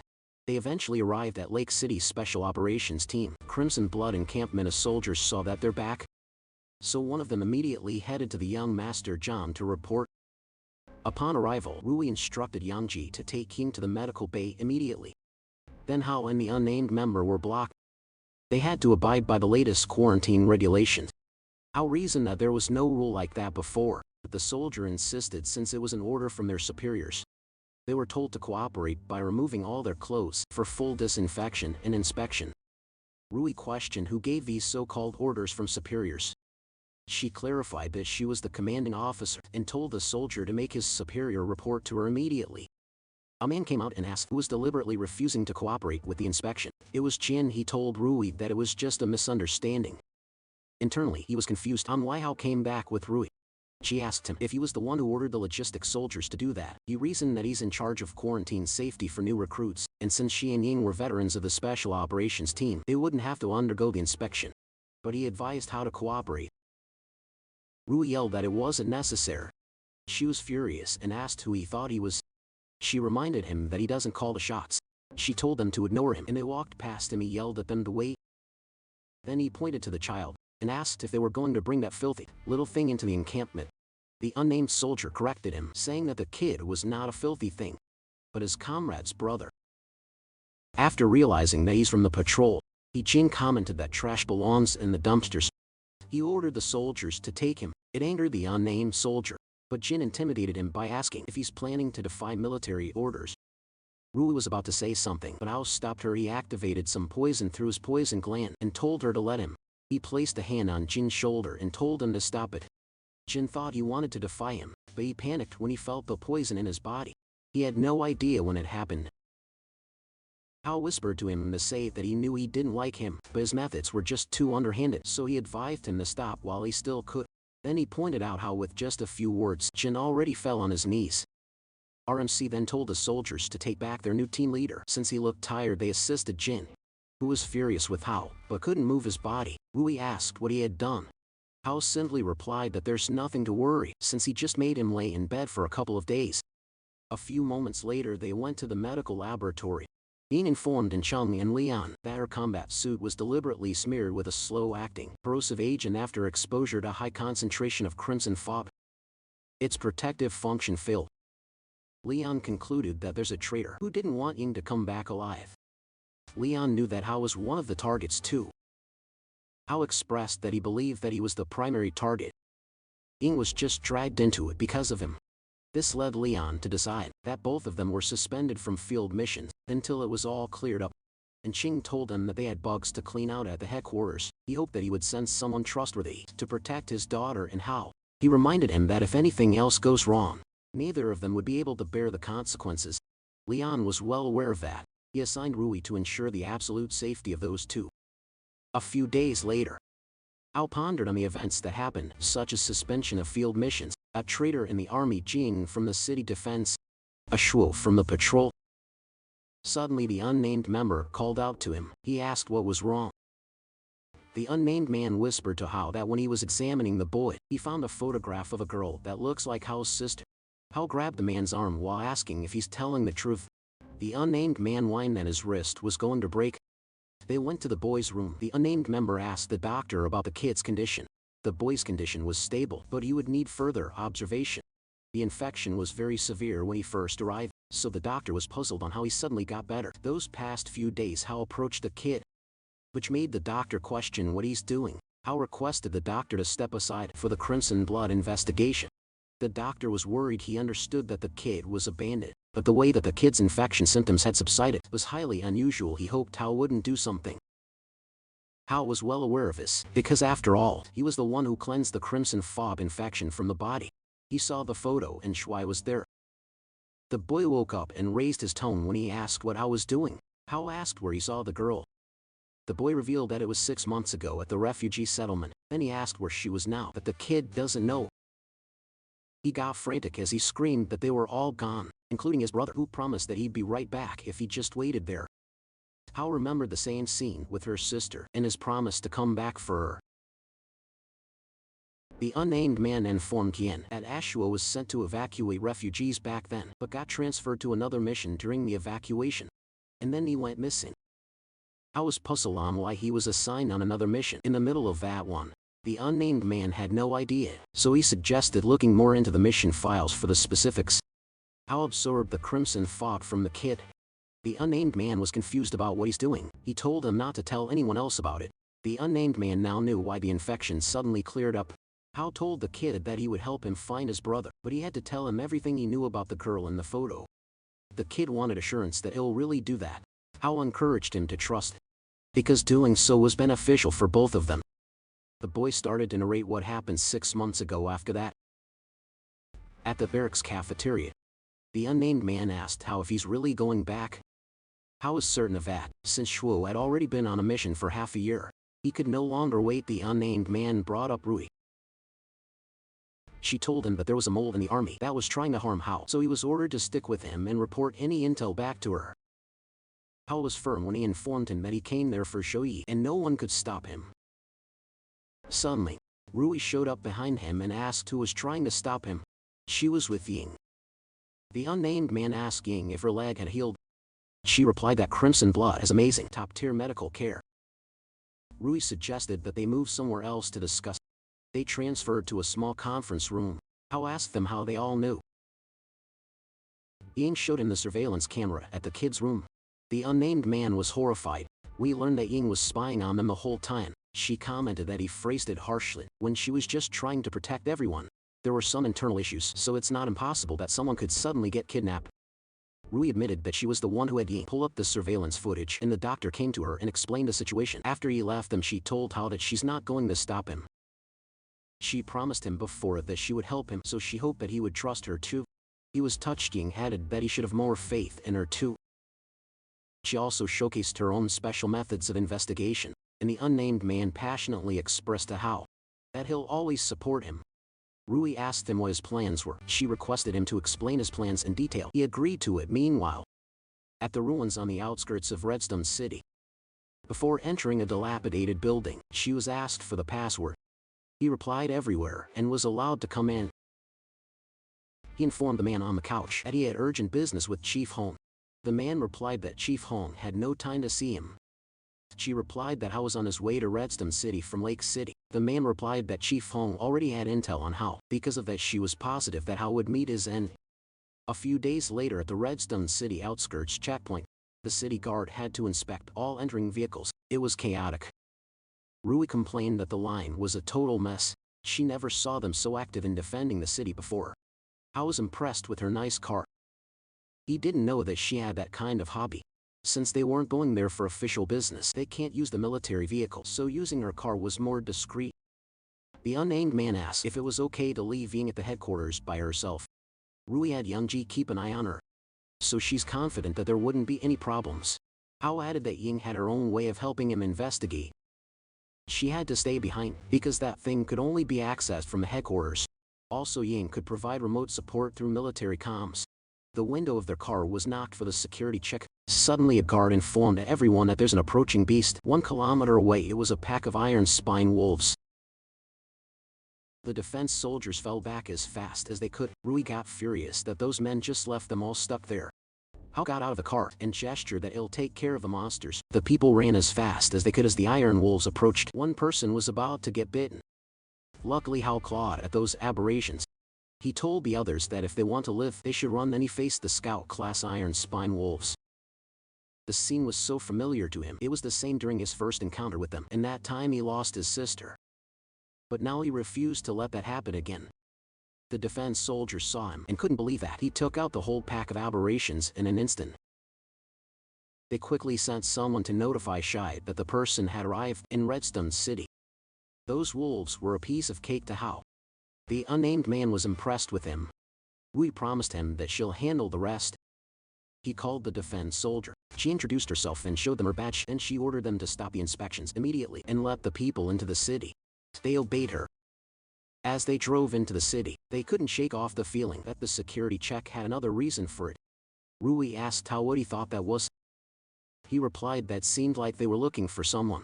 But he didn't dwell on it, since their top priority was to investigate Asua's mission file. They reached the Redstone City Defense Headquarters, and went specifically to the archives room, where all the patrol team's mission files were. But Hao couldn't find Xiao's file. Rui searched on the computer. The unnamed man realized that the 7th Squad's Xiao, Li Ming, Wang Qian, all were gone. Even the basic roster had been redacted. And Rui found out that the local database had been wiped out too. There were no records of Xiao in it. It could have been a dead end from the start. Hao asked if there were any other options. She called Ying to ask if she could find it, and she informed them that Ying had a way to access the database files, but she needed time. The unnamed man was surprised that she was that skilled. Hao wasn't though, because Ying calls herself Miss Know-It-All. Then the unnamed man remembered that Captain Xiao was a veteran of the former government army. He trained Asura when the patrol team was first formed. He was hopeful that he knew about that mission. They decided to see him at Captain Xiao's house. It was such a mess that they could tell it was a sign of struggle. The marks were fresh, so they assumed that the fight had just ended recently. Hao determined that it was the city defense team. Rui wondered why the city defense team would go after June. The unnamed man shared that Hao stood up for the captain before and beat up the city defense captain Shui to a pulp, so he deduced that this was revenge, and Hao had this feeling that it was all aimed at him. The inspection was to confirm whether he had entered the city. It got him riled up to face them head-on. A few moments later some soldiers arrived. They were glad to have finally found Rui. She asked them who they were. One of them was the Redstone City Defense Adjutant Lead Ben. He received word that she came, then informed her that Jia Jun of the patrol team under his command went missing while on a mission outside the city, so he would like to seek her assistance in the search and rescue. It was their army's business, so she couldn't see why she had to help them. He reasoned that the aberrations had been unusually active, so their regular forces were no match for them. Rui and Hao glanced at each other. They understood each other without saying a word. She agreed to help, but on the condition that Ben was coming with them. Ben argues that it's not a good idea, since he would just get in their way. She asked if he's refusing, then she clarified that she's not asking. Instead, she's ordering him. Then she warned him that if he refused, he could have him executed on the spot for insubordination.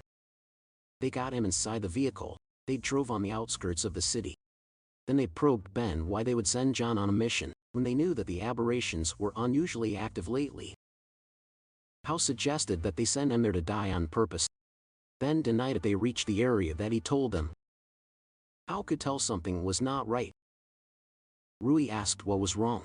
He replied that Ben told them the area was teeming with aberrations, and yet he didn't smell any crimson fog. Meanwhile, Ben was in a rush to get out of there quickly. The unnamed member saw him fiddling on his phone. He asked what he's doing. Ben argues that he had brought them all to the location of the incident, so his job should be done, so he had his squad pick him up. Then he told the unnamed member to tell Rui that he leaves the search and rescue on her hands. And then he walked away. But Rui blocked his path and told him that he's not going anywhere. Hao placed a hand on his shoulder. Then she probed him on what their objective was. Suddenly lightning and thunder roared, and feared for what's coming. It was as if he already knew it. The lightning struck the ground. Ben was deeply terrified. He expressed how he didn't want to die. It was as Hao expected. The low-level aberrations weren't around because of that thing. It was a Dominator-class Thunder Beast, and this monster roar could even summon lightning around it.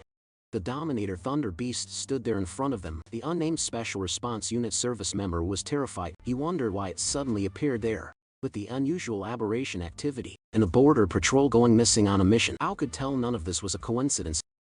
Ben tried to run away.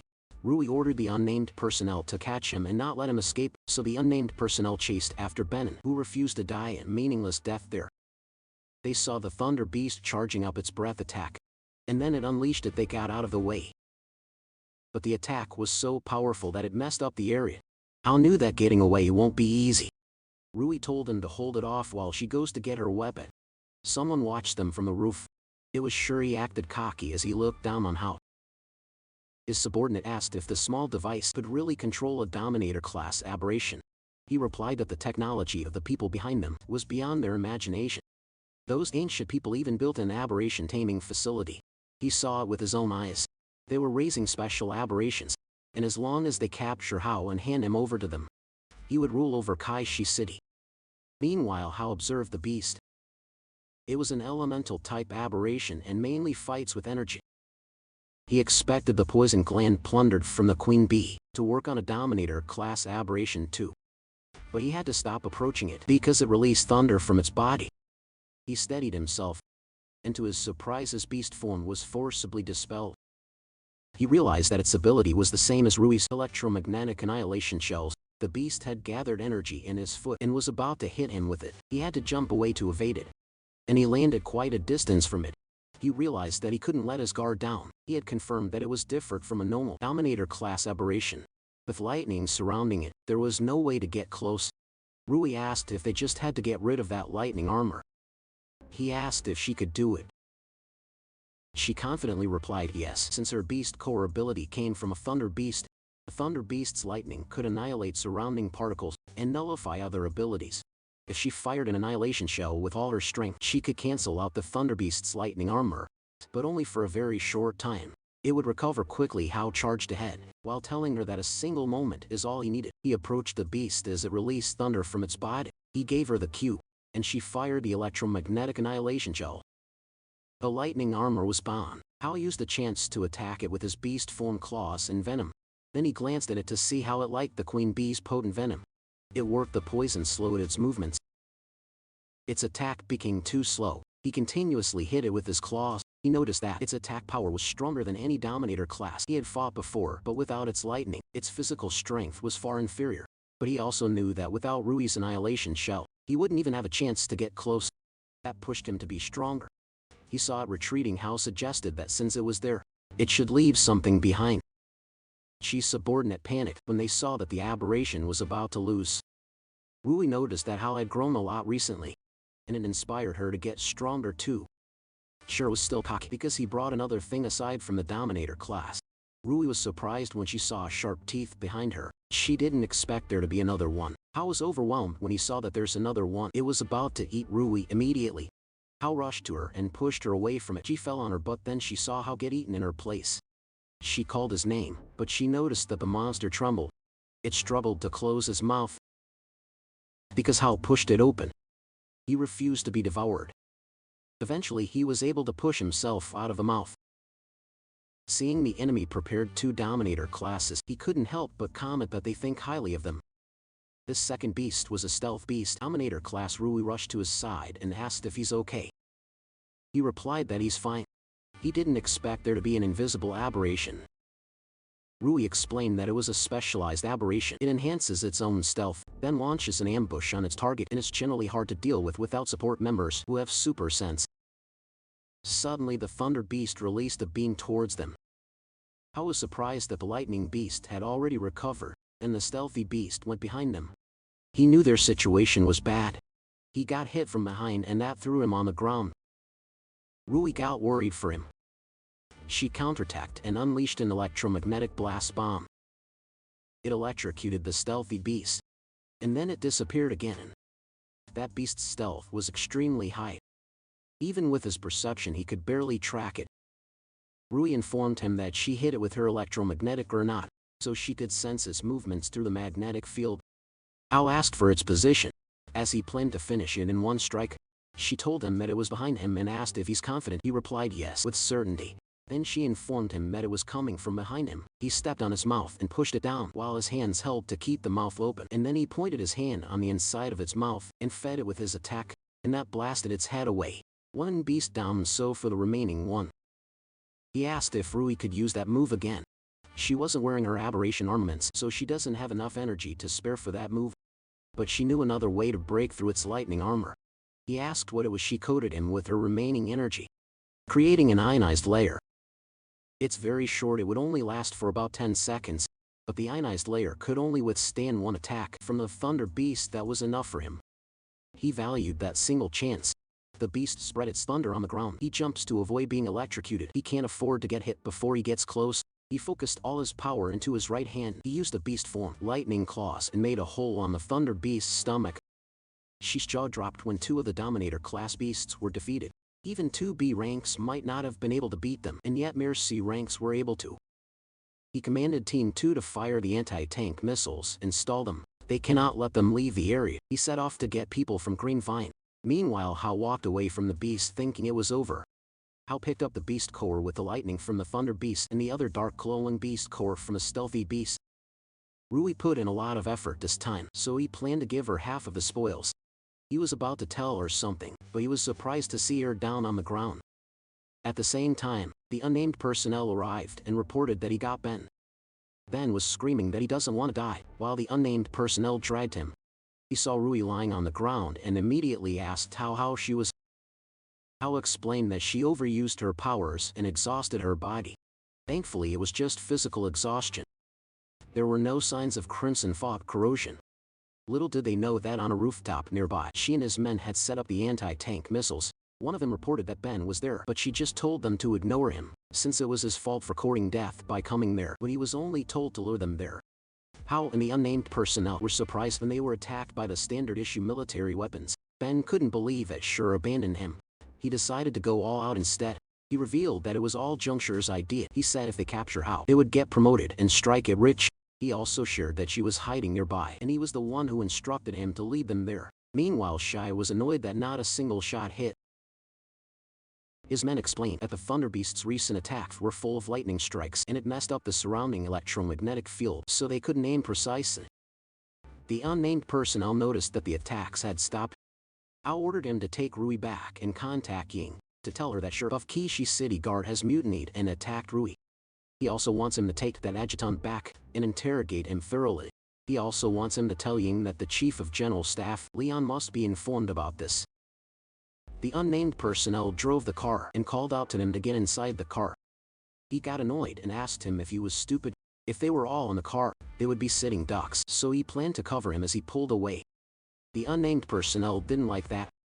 But then he saw him kicking the missile away. He had no choice but to leave, and promised to support him as soon as he got Rui back to safety. Xi's men reported to him that all their shells were intercepted by Hao, and they saw him approaching them. Xi ordered his men to stop him. He was expecting the people from Green Vine to be there any second now, but before those men could move, Hao already dashed away. He took those guys down with his swift movements. Sure questioned how he was so strong. He couldn't believe that he still had strength after taking down 2 Dominator-class beasts. Hao kicked him on the legs, and then shoved him down on the ground using his beast claws. Hao tightened his grip on Shi's neck while greeting him that it has been a while. She tried to explain that he was just forced into doing those things. Hao told him that he provoked someone he shouldn't have. Unexpectedly, someone punched Hao. It pushed him back. Shi was relieved to see Lu Feng, a B-class soldier from the Green Vine group. He thanked him for saving him. Feng questioned if rats talk so big nowadays. Hao asked who he was, but the man replied that it wasn't for him to know. He was surprised when Feng disappeared.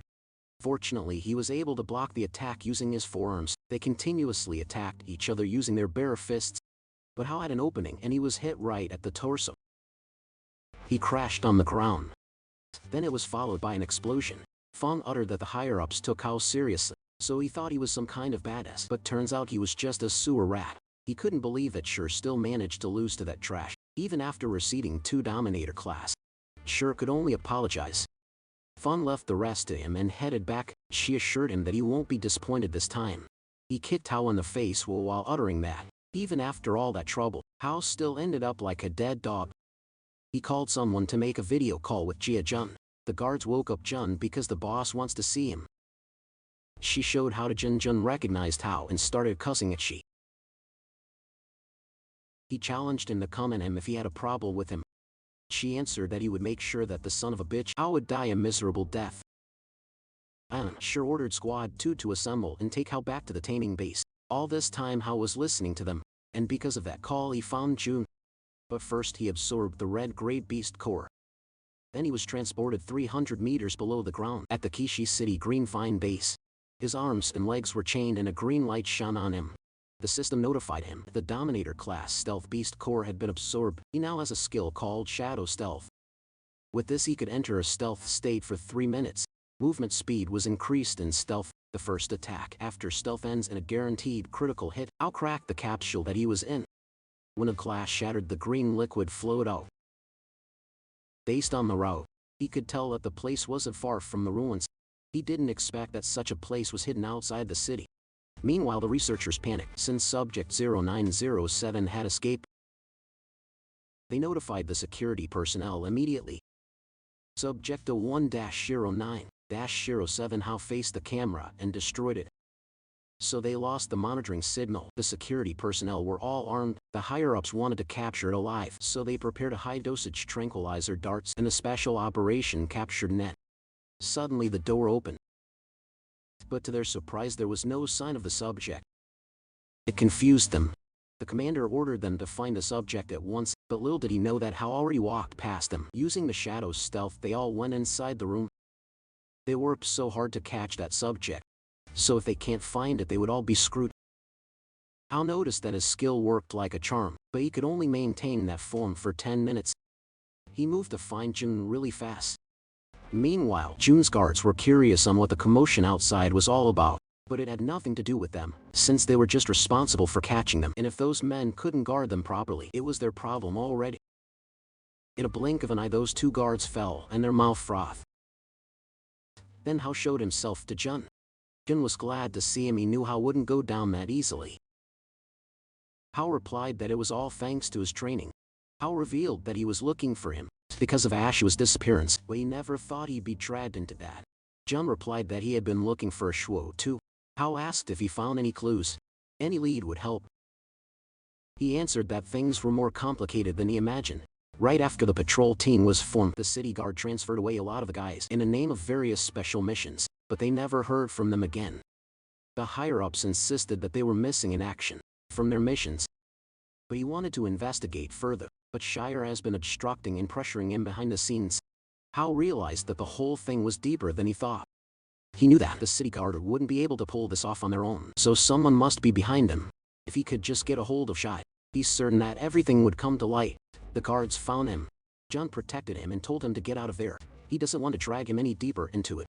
The commander of the guards ordered to kill the patrol captain and capture the subject alive. Hao jumped real high and took them all down.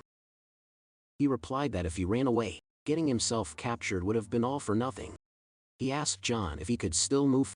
The captain stood straight and grinned while asking him, "Who do you take me for?" He replied that he's Jia the Undying. Meanwhile, Sure ordered to release all the beasts, otherwise none of them would be able to stop him. But those men argued that he doesn't have the authority to order them around. She couldn't understand them, so he pointed out that their commander wasn't there, so they should listen to him. He told them that if Hao gets past them, they're all finished. Meanwhile, Hao stopped on his tracks. John asked what was wrong. Several aberrations approached him. He instructed John to find a place to hide for a bit. John told him to be careful. He noticed that they were raising aberrations. In his opinion, that's a crime against humanity. He could also tell that the two Dominator classes that were released from before were released from there. He used his beast form claws. Then he attacked those beasts. Those weren't enough to stop him. The men and researchers were running away through their getaway car. Sure told them that if he hadn't done that, then they wouldn't have the time to destroy the data. And deep inside he thought that with so many aberrations, it should be more than enough to keep Hao busy. But suddenly he was struck with a stone on his back. It was debris from when Hao blew up the wall, and then he saw the cars drive away, leaving him behind. They told him that he had outlived his usefulness, and they simply wished him to rest in peace. Then they bombed the pathway. She realized that he was used as a disposable pawn. She warned Hao not to come any closer since June was still in his hands. Hao grabbed his neck and interrogated him on who was pulling the strings, and what kind of place was that. Sure asked if he doesn't care if Jen dies. Hao showed him the person behind the wall. He was surprised that it was John. He asked how he was able to escape, how tightened his grip, and that made Xiao want to talk. He revealed that a man named Mr. Hong ordered him to do it. He insisted that he doesn't know the details about him, just that he said that if he handed him over, he would get riches and glory behind his wildest dreams. And the place was one of their branch bases. They mainly raise aberrations and handle handover missions there. Hao realized that he had been secretly monitoring his movements all this time. He even knew that he's going to look into the patrol team's files, so he tampered with them beforehand. She denied his involvement on that and suggested that it must have been a coincidence.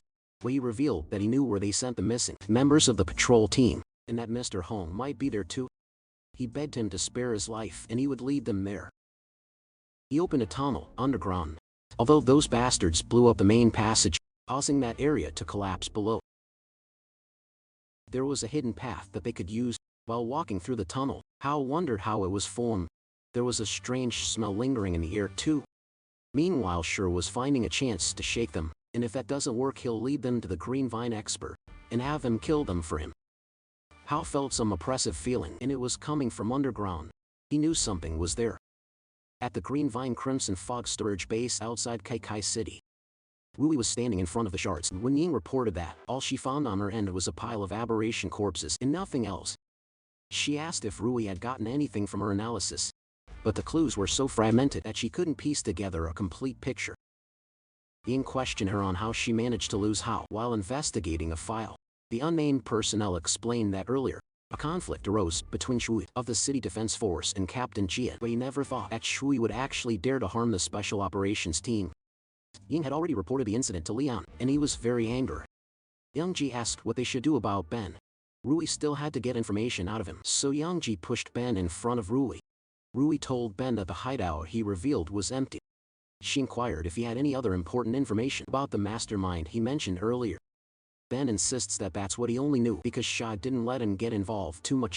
Ying revealed to Ben that she already uncovered some secrets about Green Vine and him, so if he confesses now it would count as surrender, otherwise he'd have a hole in his head. Ben had to think again, and then he remembered that Shai frequently sneaks into the Crimson Fog storage system under the Green Vine group. Ying got intrigued about it. Ben informed them that something was definitely wrong in there. Rui commanded them to move out so they could go directly and see what was wrong over there. Yang Ji told her to wait because General Song Lian had already ordered his brother to lead the main army at the Kaishi city to suppress rebellion. It would probably take some time, so he suggested that they wait until they arrive before they act. She told them that their primary objective wasn't to suppress the rebellion, but to ensure Hao's safety. She commanded the patrol personnel to escort Ben back to Kaishi City to meet with Yang Xin, and the rest of them would follow her to investigate. At the Crimson Fog storage system, Rui was stopped by the guards because it was a restricted area and without authorization, not even the members of the Crimson Blood Special Operations team could enter. Rui simply smacked them while telling them to get lost. They entered the room while the guards quickly reported to Feng. When they reported, Feng had already seen the members of the Crimson Blood. Rui warned her team to be careful because the place might be an important stronghold for them. Ying sensed something move. Before she knew it, she was already attacked. She moved quickly to create distance between them. Feng acknowledged that she was quick on her feet. Rui assumed a combat stance and demanded to know who he was. But he refused to answer and charged at them instead. Yangji rushed to Ying and blocked the incoming danger. Using his armament hardening, Feng hit him and he was pushed backward, causing him to accidentally hit Ying too. Rui got annoyed and attacked Feng. Yangji warned her to watch out since the guy was at least B class. Feng ducked and then he punched her in the gut. Rui felt immense pain before she could stand up. He kicked her and that threw her on the wall. Ying and Yangji got worried for her, especially that she's not good at close combat. Without aberration armaments or firearms, she won't be able to perform at her best. Feng was disappointed at their performance. He commented that they were even worse than that rat from yesterday. Rui replied that Feng wasn't that strong either. She doesn't believe that Hao would be defeated by someone like him. He threw her in the air for still talking tough even when defeated. He was determined to hit her and see who could take more if it was her or the rat. Unexpectedly, before he could land another punch, he was hit on the face. It was Hao. He hit the wall with a powerful impact, and then Hao caught Rui. Ying saw him carrying her like a princess and whined that she wanted one too. They landed safely on the ground. Hao asked Rui if she's alright. She was surprised to see him. Rui asked Hao if he's okay. Hao smiled, and instead of answering, he asked if she's okay. Ying called them out for hugging too long, when they still had a big problem to deal with. Feng asked what exactly was going on. He asked Hao why he's there. Hao replied that Feng's old friend brought him there. June pointed a gun at Shi and yelled at him to get out. Feng was surprised that he was betrayed by him. Shi justified that he was just forced into it. Feng didn't hesitate to attack him. There was no other path for Shi except for death. Hao blocked his fist because Shi can't die yet. He reported to Rui that Shi had many secrets. She was aware of it. Feng was frustrated that a mere sewer rat believed that it could stop him. He used a sonic fist, but Hao calmly deflected his attacks and told him that he was too slow. He was blasted away from Hao's kick. Hao was getting under his skin, so he got more determined to kill him. He unleashed sonic wind blades. It cut through the second floor. Yangji was surprised to see his ability. Ying realized that he was a wind user like her. Rui asked Shiyuan who exactly that man was, but she wasn't sure. What he only knew was that he works for Mr. Hong. Feng unleashed several sonic wind blades all at once, but that was nothing to Hao, who swiftly evaded those attacks. Then he commented that B rank wasn't so impressive. His fist landed on his face. Feng realized that Hao deliberately lost to him before he was blasted away. He crashed on a wall and made a huge dent on it. He's getting angrier. The crimson fog had leaked, so Shi told them to run since he doesn't want to die. Rui ordered Yangji to take them back, but they were worried for her. She told them that she had to watch over Hao, but Yangji doesn't think that it was a good idea. She insists that he only had to execute her order. But Ying told her that she has a way. Feng told Hao that it wasn't enough to defeat him. Then he took out a vial and drank it. Though that would drain his life force, the treasure was enough to maintain his sanity for a short time. What he did was to absorb the power of the crimson fog. He unleashed a powerful energy from his body, and he challenged the ant to come at him. In a split second he was able to close the gap with Hao, and an explosion followed. Hao was caught off guard with the increase in his speed. Feng asked him if he could feel the beautiful rank speed and also power. He landed a punch in Hao's stomach and the impact was so powerful. Feng questioned him on how long he can stand against it. He deemed that it was time to end, but he got confused when he saw the wind. Apparently, he made a wind ray wall and followed it up with a storm's blessing. Hao's body felt lighter. Ying probably shared that it was her specialty. Feng unleashed a powerful attack in an attempt to end them all. It was a crimson fog blast. Hao wondered if that was his absolute power. Seeing that nothing happened with his attack, Feng got confused if what he saw earlier was an illusion, or if Hao absorbed his attack. While he was thinking, Hao had closed the gap and punched him. Hao punched him non-stop and told him that he doesn't even need the crimson fog just to deal with him. Feng could no longer defend himself and just wondered what kind of monster he was. Hao had injured him badly and asked him where Mr. Hong with some men in black suits watched Fong lose through the screen. A red long-haired man was amused that Fong lost. It makes him more interested in how. This person was Mr. Hong, the Green Vine Group Kishi City person in charge. He realized that they had to raise their surveillance level on how his subordinates asked what they should do now. He instructed them to destroy the remaining data and evacuate with him. He let the thing in the basement clean the place up. There was a red crystal stone in a machine, and an aberration who had been hungry for a long time. Concurrently, Hao asked Fong on where Mr. Hong was, but Fong was unconscious. Ying inspected the body and told Hao that Fong could no longer answer because he had hit him so hard. He admitted that he didn't even hit him that hard. Hao asked sure if he had sent everyone from the patrol squad in there. He replied yes and volunteered to take him down there. She led the way, and then he told them that opening the door requires a password and he doesn't really know it. Hao replied that they don't have to know it. He kicked the door open, then he asked if everyone was there, but she didn't know he was only responsible for bringing them there, and he doesn't know anything else regarding the rest. Hao was startled. Rui noticed his reaction and asked what was wrong. He pointed at the right side. He sensed a human presence behind the door. They couldn't force it open since they might hurt the people inside. Ying told them to leave it to her. He asked if she could open it. She set up her laptop and replied that she's an expert. She started typing on her laptop and then eventually she got it. The door opened and it revealed capsules with humans inside. Their jaws dropped when they saw it. Yangji didn't expect there to be so many captured people. Rui got angry. She grabbed Char by the collar and asked what the hell they were doing. She insists that he doesn't know because he only brought the people there and he had no idea about anything else. Jun saw a show in one of the capsules. Hao immediately got to work to get him out, but Ying stopped him. He asked her what she was doing, and she asked him back the same question. She explained that those were life support devices, and if he breaks them there might not be a way to save them. Rescuing them requires specialized equipment, so she suggested that they report to the tech bureau first. Suddenly Rui had received a call from her subordinate. Apparently Young Chin had arrived in Redstone City. She told them to bring them to the Crimson Fog storage base. Immediately after the call, she received a report from Yangji about the strange device in the room.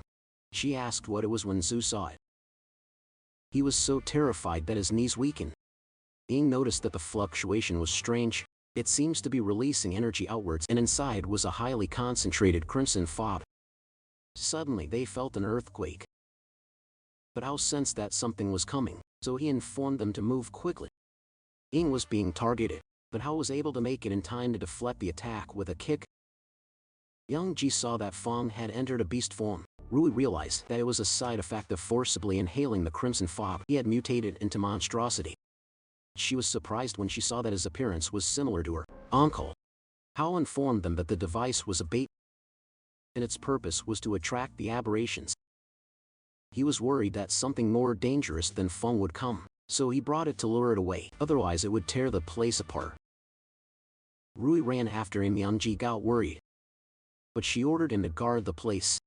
Hao could sense that it was coming close. They needed to put as much distance between them as possible. Mr. Hong was intrigued on how many more surprises Hao has.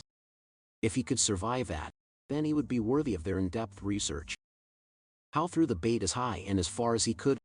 Fong ran after it, and as soon as he did, a large aberration emerged from the ground, and it opened its wide mouth and ate Fong along with the bait. Rui asked what was that. The military cars were close. Young Shin asked why. Rui wanted them to go to the Crimson Fog storage base. He asked what happened. The driver had no idea either. It was just that she said there was a research lab beneath the base. They were all surprised when they saw the towering aberration nearby. Young Shin doubted if that was something Rui and the others could handle. He kicked the door of the vehicle open and he jumped out. At that time, he was the only one equipped with the aberration armaments, so he's the only one who could stand it. The driver stopped the military car, but he ordered him to take the reinforcements to the research lab first. The driver followed his order and led the others to the place while Young Shin hurried towards the aberration. He had no idea what exactly happened there. Meanwhile, Rui and Hao stood in front of this behemoth-class earthworm. Hao couldn't believe that they managed to attract something like that. The earthworm noticed them and it could also see their energy. Hao looked like he was blazing with it. This triggered the aberration and it attempted to eat him. He used his beast form claws and tried to claw at it. He swings his hand on different parts of its body, but the result wasn't good. His attacks couldn't even breach its skin. Rui knew that it's something that they couldn't handle, so she suggested that they retreat for now. Hao was aware that it was interested in him, and that was why it was attacking them. He knew that if he leaves, the Crimson Fog storage base would be its next target. He planned to try his best to hold it off while Rui got the people out of the underground research lab. Rui asked him if he plans to take it on alone. She couldn't allow that, but Hao was determined not to let the beasts take the lead that they worked so hard to get. She called him out when he charged ahead. Meanwhile, Ying worked on a capsule and found that aside from the basic vital monitoring, all data had been destroyed. She could tell that it was the work of a professional. The unnamed personnel arrived and reported to Yang Ji that he had brought reinforcements. He was surprised when he saw Jun. He asked if he was alright. Jun replied that he was fine and it was Hao who saved him. That made the guy search for Hao. Tang Ye introduced himself to Yang Ji. He was acting on headquarters orders and informed him that Yang Xin had been appointed as commander-in-chief. He was the adjutant to support Rui in suppressing the rebellion. They had to understand the current situation, so they looked for Rui. Yang Ji replied that Rui ordered them to guard the facility. He asked where his brother was. Meanwhile, Hao used shadow stealth. His energy was at 170 out of 200. He continuously hit the earthy worm. It tried to catch him, but he was fast. Then he targeted its eyes. He buried his hands deep in its eyes and used poison glands. Its long tongue grabbed him and pulled him away, and then it was about to drop him on its mouth. Rui wouldn't let that happen, so she activated a mini version of Railbound. It cut the earthy worm's tongue, and Hao was able to break free. Without the Beast Core combat suit and the Beast Core weapons, using abilities was too much of a strain. She knew Hao was the only person in the world who could unleash abilities empty-handed. Hao rushed to Rui, and suddenly a part of the beast's body bursts into flames. It was done by Yang Xin. He asked them if they're okay. Rui replied that the aberration was a behemoth class. He told them to leave it to him. Yang Xin was in a rank with fire basic ability. He engulfed the aberration with flames. Seeing the power of an rank for the first time, Hao couldn't help but notice how strong it was. The fire slowly extinguishes and the earthworm came out fine. Yang Xin realized that it won't be easy. The earthworm faced them. Yang Xin challenged it to attack again. It breathes black smoke towards their direction, and the whole area became zero visibility. Yang Xin told them to be careful now that vision was blocked. Hao sensed something. He informed them that it went underground. They dodged quickly. Then it emerged again. Yang Xin checked if everyone was okay. He knew they had to clear the sandstorm first. Suddenly a wind pressure bullet cleared the area. Ying did that. She asked if everyone was okay. Rui asked why they were there. She was worried about the underground base. Yang Ji assured her the base had been taken over by the reinforcements brought by his brother. The experiment subjects were being transferred already. Yang Xin expressed that it was great news since the aberration was hard to deal with. He instructed them to distract it together and look for an opportunity, but to their surprise it burrows on the ground. To escape, Ying unleashed a storm's blessing while Yang Xin released his flames. Their ability had combined and engulfed the earth. It got hurt, but nothing major. Unfortunately, it wasn't dead yet. Yang Xin had figured out that it had a regeneration ability. This kind of ability was extremely rare, but everything about an aberration comes from the beast core, so once they destroyed that, it wouldn't be able to regenerate. Ying doesn't like the idea that they're going to find a beast core on that huge living body it attacked with a sandstorm again. And she protected them with a barrier, but she can't block for much longer. Rui gathered her energy and she used electromagnetic induction. Her eyes changed, and it allowed her to see the insides of the aberration. It made her sick though. But she found the core on the left side of the abdomen. The energy reaction there was so intense. Yang Ji supported her. Yang Shen ordered him to take her away from the battlefield. He couldn't help but comment that she's some worrisome girl. Now that they know its weakness, Yang Shen got into position. He blasted a powerful fire on the left side of the abdomen. The skin melted and revealed the core. Ying immediately attacked. Yang Shen joined her and told her not to stop attacking, but it wasn't enough. The defense was too strong. Ordinary attacks couldn't shatter the core. Hao knew he must use a powerful attack like a Crimson Fog bullet. But Fong had consumed a lot of Crimson Fog earlier, and now the Crimson Fog in his body can't condense into a Crimson Fog bullet. Unexpectedly, the bait that he threw earlier rolled near his feet. Young Shin's recent attack had brought it out. He crushed the vial and absorbed the concentrated crimson fog inside. He could only gamble on this move. He was in immense pain when he absorbed it. As he expected, it was not an ordinary crimson fog. Yang Shin and Ying were hit when the earthworm attacked, and then it targeted Yang Ji, who was carrying Rui on his back. It chased them while they ran. Yang Ji knew they were over, until Hal intervened. He threw a crimson supergiant blast on its core. He wanted the earthworm to take all the hits. He pushed it deeper, and the impact threw this large aberration in the air. The core started to crack. Eventually it exploded. We then see Hal in a dark place. Suddenly his sister showed up and called him. She hugged him while asking where he went. He apologized to her and admitted that it was his fault. He asked why she was there. That made her confused, but when he looked around, it was just a vast empty space. He also asked where that place was. Then he saw his hand burning, and the flame eventually engulfed his whole body. He screamed loudly from the pain. Sui tried to grab him, but he told him not to approach him. And then he woke up. Given that it was the last vision he had, he called out to his sister. It made him wonder if he was just dreaming, or something like that truly happened. Then noticed his surroundings and started to wonder where he was.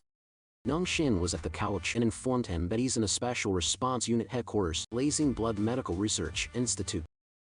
Hal asked why he's there. He explained that since his situation is special, just in case a problem arises, someone needs to be able to handle it immediately. He told them that he had been asleep for 3 days, and seeing his state earlier, he thought he was a goner. But now he knew there was no need to handle anything. Hal agreed with him. It was scary to think that the instructor might have planned to snap his neck if he can't control his beast instincts. After all, the military can't fully trust a humanoid aberration that suddenly popped out. He knew he had to find Shui quickly. He asked about the others in the big aberration in the Crimson Fog base. Young Shin told him that except for Rui, who overused her abilities, everyone was fine. The aberration has been exterminated by Hao. And everyone under the base has been transferred to the research lab. And then Hao remembered Ashuo. He asked how he was. Young Shin asked if that was the person brought from the Green Vine underground base. Before Young Shin could answer, Ying barged in. She inspected his body and even pulled down his shorts while asking if he had symptoms of infection or bodily mutation. She couldn't believe that he absorbed that kind of highly concentrated crimson fog, and he's actually fine. She asked what kind of biological structure he was exactly. He already surpassed the scope of humanity. He shoved her away and told her to stop messing around. Then he demanded to know how Aisha was. They visited Aisha at the Blazing Blood Medical Research Institute isolation room. I was informed that there was a large amount of concentrated crimson fog inside Ashua's body, although there was no mutation or infection. But his consciousness won't recover that quickly. Hao didn't expect that result. That made Hao so angry at Sure. He wanted to know about the person behind the research. Yang Shin informed him that she had already confessed. He asked what she said. He had an assumption that it was linked to Green Vine. Rui entered the room and answered that it was all done by she. He couldn't understand how that was possible when she mentioned about Feng and Mr. Feng, the aberrations under the taming base and the research lab under the Crimson Fog base. Rui knew all about it, but all the evidence found points to Sure, and he admitted it himself. She could tell that there was an invisible hand manipulating all this from behind. Then she told them to follow her because the Chief of General Staff wants to see him. He asked her how she knew where he was. She replied that Ying notified her.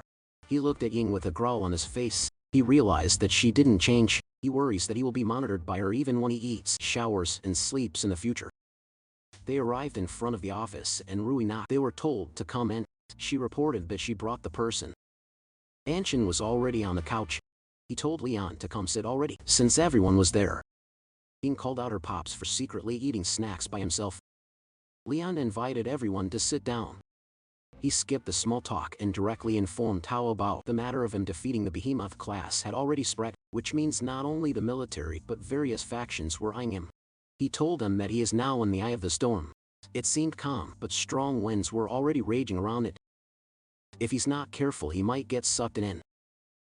He asked him if he had any plans regarding that. Originally, Hao had planned to act in secret, but he didn't expect things to get this big. He knew that him being called there solemnly was definitely not just for simple questioning. He responded that he wants to hear the Chief of Staff's opinion. Leon confirmed with him if he knew the matter regarding Shari. He replied yes, but also expressed that Xiao was hiding something. Lian informed him that the statement given by the Green Vine group was that they knew nothing about the underground base and the taming base, and internally, there were no senior executives with the surname Hong. After all, Green Vine Group has a lot of cooperation with the military. Before obtaining irrefutable evidence, it was inconvenient to investigate them publicly. And Shin added that the previous mole incident hasn't been cleared up yet, and there were multiple factions in the military checking and balancing each other. Under these circumstances, even if they want to investigate the Green Vine, they can't do it because the higher-ups won't allow it. Hao inquired what they mean by higher-ups. They simply told him that it was the apex of their world, the highest level of the Sioux government. So Leon wished to borrow Hao's power. Hao realized that this old fox appeared like he was caring about him, but turns out it was just inconvenient for him to act on his own, so he wants him to be his pawn. Rui pointed out that just as he said Hao was in the eye of the storm. She asked him why he would still want Hao to do that. Young Shin explained that rather than being hunted like prey, it was better to transform into a hunter and pounce back. To survive, changes must be made. Leon told him that there was no need to answer immediately. He encouraged him to go back and carefully weigh it and then tell him his decisions. Then he instructed Young Shin to take care of them during this time. After all, he was their instructor. Later that night, Hao stood on the rooftop while thinking about what Young Shin said, which was rather than being a prey, it was better to become a hunter. At the Blazing Blood Comprehensive Training Ground, the Chief of Staff organized a 3-month multi-party comprehensive training under the pretext of improving the combat power of new Blazing Blood members, but the training was just a facade. The real purpose was to delay the outbreak of internal disagreements, clear out spies, and unify the military's voice. Hao knew nothing about the military situation. The most important thing for him at the moment was to get information on Chu as soon as possible. He treated the Chief of Staff's invitation with caution. Before replying to him, he used the multi-party training as a buffer. The Blazing Blood Point System unified activation 1 month after recruits enlist. Points can be obtained through missions training, free duels in exchange for internal military items. 1 Blazing Blood Point is equal to 1,000 Alliance coins. Hao got 210,000 Alliance coins. He assumed that they must have calculated the rewards from the previous 2 incidents into it. The other recruits complained that they had worked themselves to death for a whole month just to get a few dozen, and yet he received it like that. Some of them heard that Hao took out a behemoth class aberration, but they thought he was just bragging. Because if you really had that skill, he wouldn't be an ordinary member and he would have gotten promoted long ago. Jin expressed that the battle would have been definitely carried out by instructor Ling Yangshin. Then some people just got lucky and made themselves look good. Rui called him out for making wild guesses and told him to just keep that to himself. She vouched that Hao's strength was more than enough to crush him. Ying seconded that statement. Jin insists that anyone could talk bait. Captain Tang Yi arrived and told them that they're all comrades, so there's no reason to engage in meaningless arguments. Tang Yi was the captain of the Blazing Blood Squad 7. He explained that house points were calculated by the system according to the established rules. He has already verified it with Young Shin, but he also acknowledged that it's reasonable for everyone to be curious about the high score earner. So he asked Hao for some pointers on everyone's behalf, and he'd wager 40,000 Alliance coins. Their jaws dropped. 40,000 was enough to upgrade a dorm room to a single room with a private bath for a whole year. Ying encouraged Hao to fight him, and if he wins, she volunteered to tell him how to spend the fortune. Hao knew that Jing won't stop tripping him up. He used this chance to establish his authority. At least before responding to the Chief of Staff, he'd be able to reduce necessary trouble. He responded that he'd play along.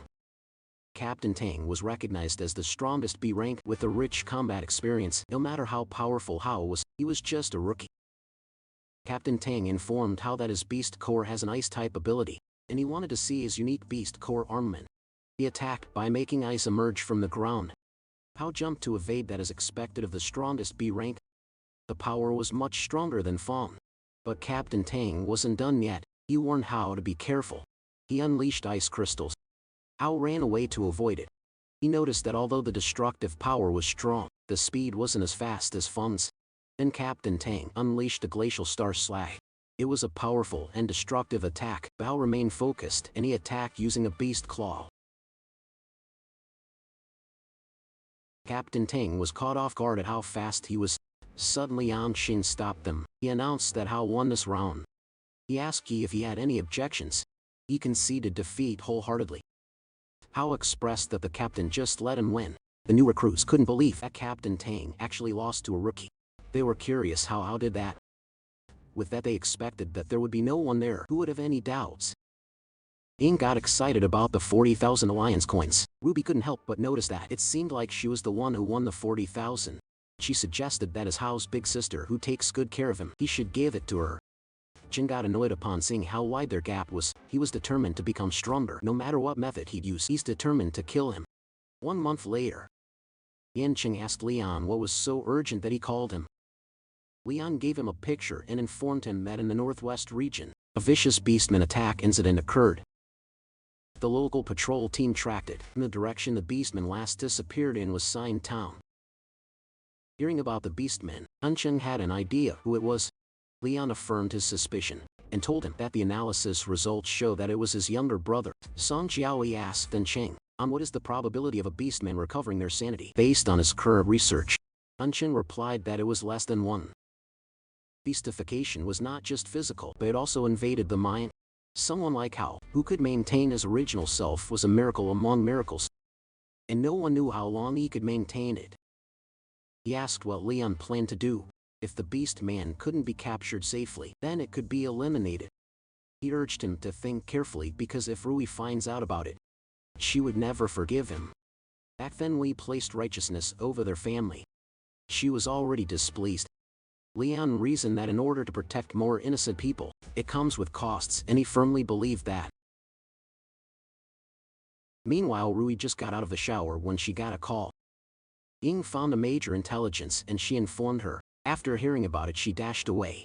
She barged in her father's office and asked why he didn't tell her the news about his uncle.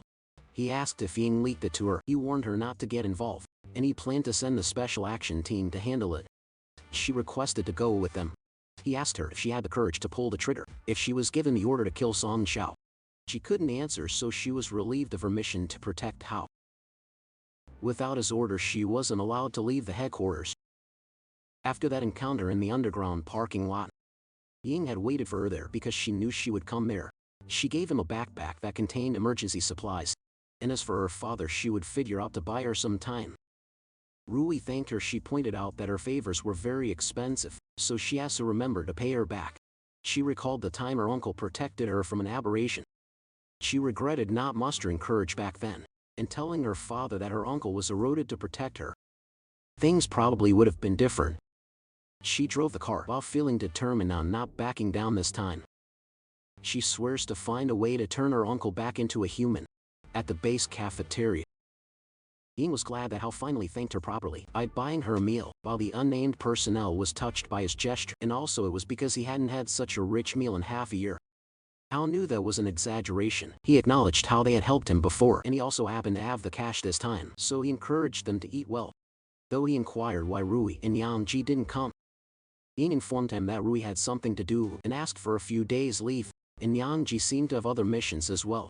I was under the impression that Rui was actively trying to win him over just to get him to join the Chief of Staff's faction, but seeing her attitude towards the chief, it didn't seem like that. It made him wonder what Rui wanted from him. Suddenly Ying received a message. It made her brows furrowed. She showed it to Hao. It made him jump to his feet. The unnamed personnel asked him what was wrong. He answered that Ashu woke up. The guy asked if they're going to go see him now. Hao couldn't wait any longer. He instructed Ying to call Ali. She asked why, and the unnamed personnel explained that Hao promised him that he would help find his brother, and they haven't told him that they found a Xiao since he was still unconscious. They made it to the Blazing Blood Medical Research Institute. Ali called out to his brother. A Xiao turned his attention to him. Ali hugged him and asked where he was. He simply apologized. The unnamed personnel cried when he saw this reunion. Hao apologized for interrupting them and expressed that he had some questions. Ashua asked who he was and Ali answered that he's their benefactor. Hao showed him a picture and asked if he remembered her. He encouraged him to think about it carefully. Ying jolted his memory by reminding him of March 11, 2088, where he executed a search and rescue escort mission, and the girl was among them. He remembered that it was the day Crimson Fog erupted. The military temporarily formed a rescue team, and he was sent to the city center to search and rescue survivors. He could remember the scene being extremely tragic. Everywhere there were infected, mutated monsters, and dead people, and they found a girl near a crashed helicopter. She didn't have any major physical injuries, but she doesn't remember anything, and they could only send her to the shelter established by the military. She stayed in a shelter for about 2 days, and 2 people came. They held a warrant signed by the higher-ups. The paperwork was complete. They said they were taking her for psychological trauma treatment. How probed were they took her? Because she doesn't remember anything. She had no one to look after her, so he wanted to escort her to the treatment, and the destination was Cyan Town. After arriving at Cyan Town, he received other mission arrangements. After he left, an accident happened, and he doesn't remember anything about what happened after that. How ingrained in his brain about Cyan Town. Ying was bothered by this because Cyan Town was there. Xiao had appeared recently and Xiao was taken there. She knew that wasn't a coincidence. She got curious on what secret the town has. Meanwhile, Rui reached Cyan Town, an outer mountain area. They had investigated the entire town, but there was no news of her uncle. She wondered if her uncle was truly in the mountains, and also she's curious what those guards were guarding. The guard asked his colleague why the boss wanted them to strengthen the security. The colleague replied that people had been asking around for news in the town, and their boss was afraid that the matters in there would be exposed. Rui saw that they loaded the trucks. She could tell that whatever was loaded in there wasn't ordinary. She noticed the CCTV, and only then she realized that the place has surveillance, and the guards saw him too. They took out their guns and aimed at her. They didn't want to let her get away, and they immediately notified their boss. Rui ran while they fired at her. The guards notified the perimeter to catch her. She kept running. Several people blocked her path, but she didn't want to be stalled there. She attacked them with electricity, and that blasted them away. For this covert operation, she only wore beast core gloves, so she can't use her full power, but it should be enough to deal with those small fry. The guards realized that she was an ability user. One of them told the guards to get out of the way. He was mad that she dared to sneak into his territory. She glanced at him and hit him with her ability. But that guy claimed that it didn't even hurt. He grabbed her wrist and threw her on the ground. This man is an underground boss, and he's a B rank. He demanded to know who sent her. Rui was surprised that her lightning strike had no effect on him. That led her to consider that he could be an ability user too. This time almost all of her enemies went to take her down, but she struck them with her lightning. Unfortunately, the underground boss has lightning resistance. Although she can't use her ultimate move, paralyzing him temporarily should be no problem at all. She used electromagnetic annihilation. It was such a powerful attack that the impact made the ground crack. The underground boss made the ground rise for it to be his barrier. If he hadn't done that, he might have lost to her. He warned her that she won't get another chance. He revealed that he's wearing a military combat suit type Mon, which could amplify the user's abilities and increase the user's resistance to strikes. She recognized that military combat suit, so she asked why he had that equipment. He ordered everyone to get her. After interrogating her for the person behind her, he would let his men have fun with her first. One of the guards had claimed the first turn. Rui was in a difficult position without the combat suit's assistance. Using her ability causes a state of exhaustion. Suddenly this guard was punched. How had arrived? He asked Rui if she's okay. She was surprised to see him. The underground boss and his men were alarmed that an accomplice showed up. He issued an order to take them down, and he would reward his men 10 of the mine's profits. Of course, those men got motivated, so they charged right away. Ying prepared her wind and blew them away. The underground boss got pissed off that another ability user showed up. He asked who exactly they were. Ying asked them the same question. She also demanded to know why they attacked Rui. The underground boss was annoyed that they had sneaked into his territory and for that they would all have to die. Rui warned how to be careful because he was an ability user too, and his combat power was at least B rank. Ao raised one finger in the air. Rui asked if he meant to solve it in one hit, and he responded that he would be done in 1 second. It angered the underground boss even more, so he charged ahead. He didn't like that Hao acted tough in front of him. But before he could do anything, Hao's Pacification Fist heavy strike had already landed on him. To Hao, it was the perfect time to test the results of instructor Yangxin's training. The underground boss was thrown real far and he was left unconscious. Hao suggested that they leave at once. They rode the 3-wheeler bike and got away. After a while they rested at a safe spot. Hao informed Rui that he heard from Ying that she took leave and skipped training to come to Suyan Town to investigate someone. He asked if those people earlier were the ones she was investigating. She admitted that she actually sneaked out.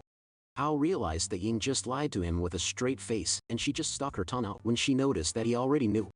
Then she asked Rui why she was attacked by those people. She shared that they were a local underground gang. She discovered their stronghold in the mountains, but she doesn't know what they were secretly plotting. However, they weren't the target that she's investigating. She shared that she had an uncle that was contaminated by crimson fog during an incident and later he went missing. There was intelligence saying his tracks were found there, so she came to investigate him. Hao asked why she would investigate secretly. He asked if the chief of staff didn't allow her. She revealed that her uncle's biastification was worse than Fun's, and it was even more dangerous. She blamed herself for making her uncle like that, so she vowed to protect him. Rui also revealed that she invited Hao to join the Blazing Blood, because she hoped to borrow his power to find a way to turn her uncle back to a human. Now the transaction she mentioned earlier made sense to Hao. Basically, she wanted to save her uncle, regardless of the chief of staff's opposition.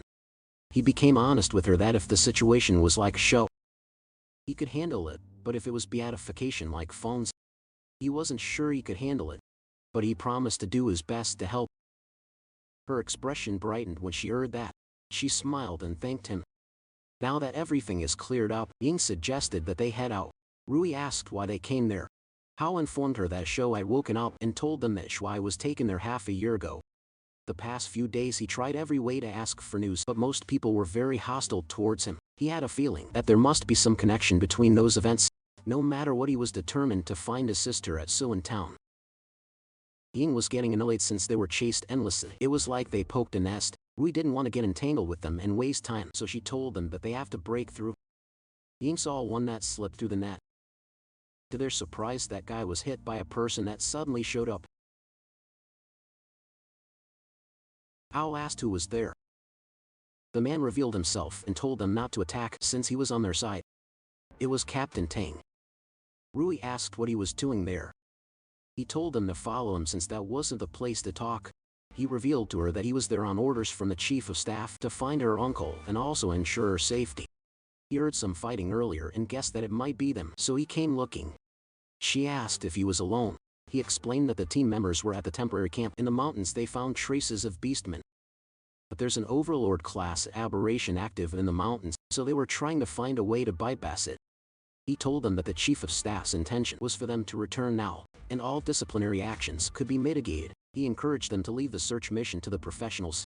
Rui insisted that since it was her uncle and there's a lead, she had to go if they had to use force. Against her uncle, she could still stop them in time.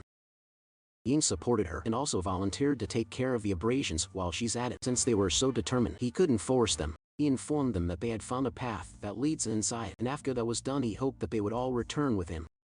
But first he had to notify his teammates. Hao asked if they had seen any buildings like a research lab while they were searching the mountains. Captain Tang told him that what they saw was an abandoned building that looked a bit like a research institute. He asked how he knew now. Hao knew why. They didn't see the research lab Asura mentioned in town earlier. It was actually hidden in the mountains. He definitely had to go inside. Captain Tang led them there. As Ying expected, no one was monitoring the place. There wasn't even any electronic equipment set up. Before heading in on the cave, Hao called Rui for a moment. He gave her an item and told her to go back to Ying's car for a second. Ying proudly informed her that it was Hao's grand gift. He used a Thunder Beast core and 150,000 alliance coins to upgrade her weapon. She thanked him. Ying asked when she would receive one. She pointed out that she took a huge risk bringing him there. He told her to get to work first. Captain Tang reminded them to be alert once they're inside. He told them to keep going and they would reach their territory camp. Ying saw on her device that the energy reading there was very chaotic. A rock snake-like aberration watched them from a cliff. It spits at them and the target was Ying. Captain Tang rushed to her aid and blocked it. He didn't expect that aberration to be hiding there. It broke his shield, and the acid hit his shoulders. It was an Overlord-class rattlesnake python. Hao noticed how it seemed like Captain Tang knew in advance that Ying would be attacked. Tang informed them that the aberration was very good at camouflage. Their squad suffered a lot because of it. He got poisoned, so he might not be able to help much. Hao offered to handle it. He charged at it while the rattlesnake python attempted to eat him. He hated all over its body. Captain Tang was impressed at how could suppress an Overlord class all by himself. He didn't expect that, so he even thought he could spar with him before. Ying claimed that he was their ace. Hao noticed a shadow on the clouds. When it descended, the ground shattered. It was an Overlord class Minotaur blazing beast. Another aberration showed up, and it was an overlord-class steel-backed burrowing lizard. Being asked what's going on, Rui had no idea either. Usually there was just one overlord class in an area. A man appeared on the edge of a cliff, and it looked like he expected them to come there. It was the underground boss from earlier. He admitted that last time he was careless, so now he wants to see how arrogant he could be this time. How didn't expect that he could also control the aberrations. He noticed that compared to the ones in Chichai City, their obedience was higher. He got intrigued on how he had done it. Captain Tang apologized for leading them into danger. He volunteered to temporarily restrain the snake while he left the rest to them. Ying was worried if he could handle it by himself. She told him not to work too hard. He promised to bring them back safely, and he was determined to fulfill that duty. Ao told Rui that if they wanted to search for people in peace, they had to clear those obstacles first. He suggested splitting and dealing with them.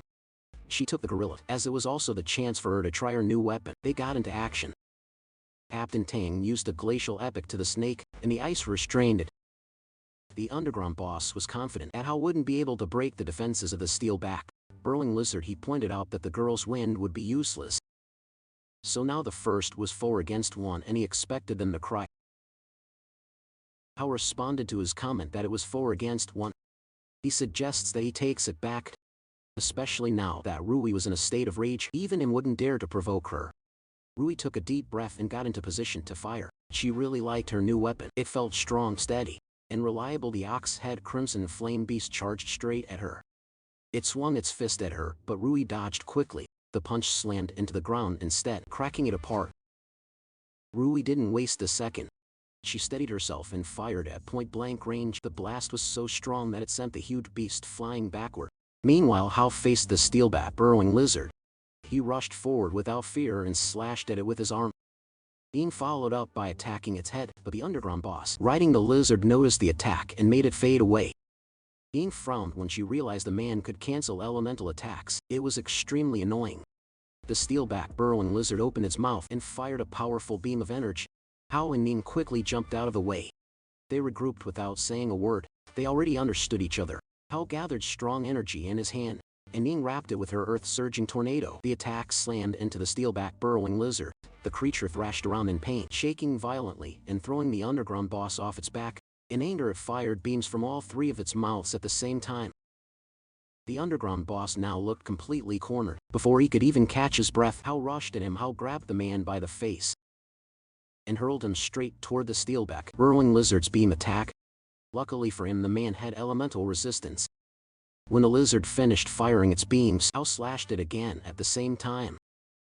The ox-head crimson flame beast was already on its last breath. Rui stared in disbelief. She had defeated a Dominator-class beast all by herself. Ying walked over and saw that Rui was done too. The only enemy left was the snake.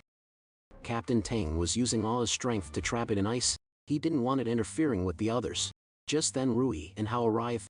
Rui fired while Hao slashed it with his arm. The snake was taken down easily. They calmly walked away as if it were nothing, while Captain Tang watched in silence. Rui said that the weapon Hao gave her was very useful. Hao smiled and said he was glad she liked it. Ying told them to check on the wounded. Ying checked on Captain Tang, who said he was fine. He praised how beautiful the battle was. Rui replied that it was all thanks to him holding the snake down. She promised to report his actions properly once they returned. Meanwhile, the underground boss tried to run away. 2 men stepped in and blocked his path. Captain Tang was relieved they arrived in time. That man needed to be questioned properly. Hao grabbed the underground boss by the neck. The man begged for his life since they didn't have much time. Hao told him to speak honestly if he wanted to live. He asked what they were doing in the mountains and why the area was locked down. The underground boss pulled out a red crystal and said it held special energy the military didn't know about. They had been secretly mining it and selling it on the black market. He pointed toward the mine pit and said, Hao could take all the crystals if he spared his life. All this trouble was just for mining. One of Captain Tang's subordinates said that when they first set up camp, they did notice strange crystal debris on the ground. Hao set aside the mine for now. What he really wanted to know was how the man could control those aberrations. Rui was also curious about where his military combat suit came from. The underground boss hesitated. Hao shouted at him, scaring him into speaking. The man finally admitted that someone powerful had been backing them and provided the equipment. They were talking while standing near the ox-head crimson flame beast.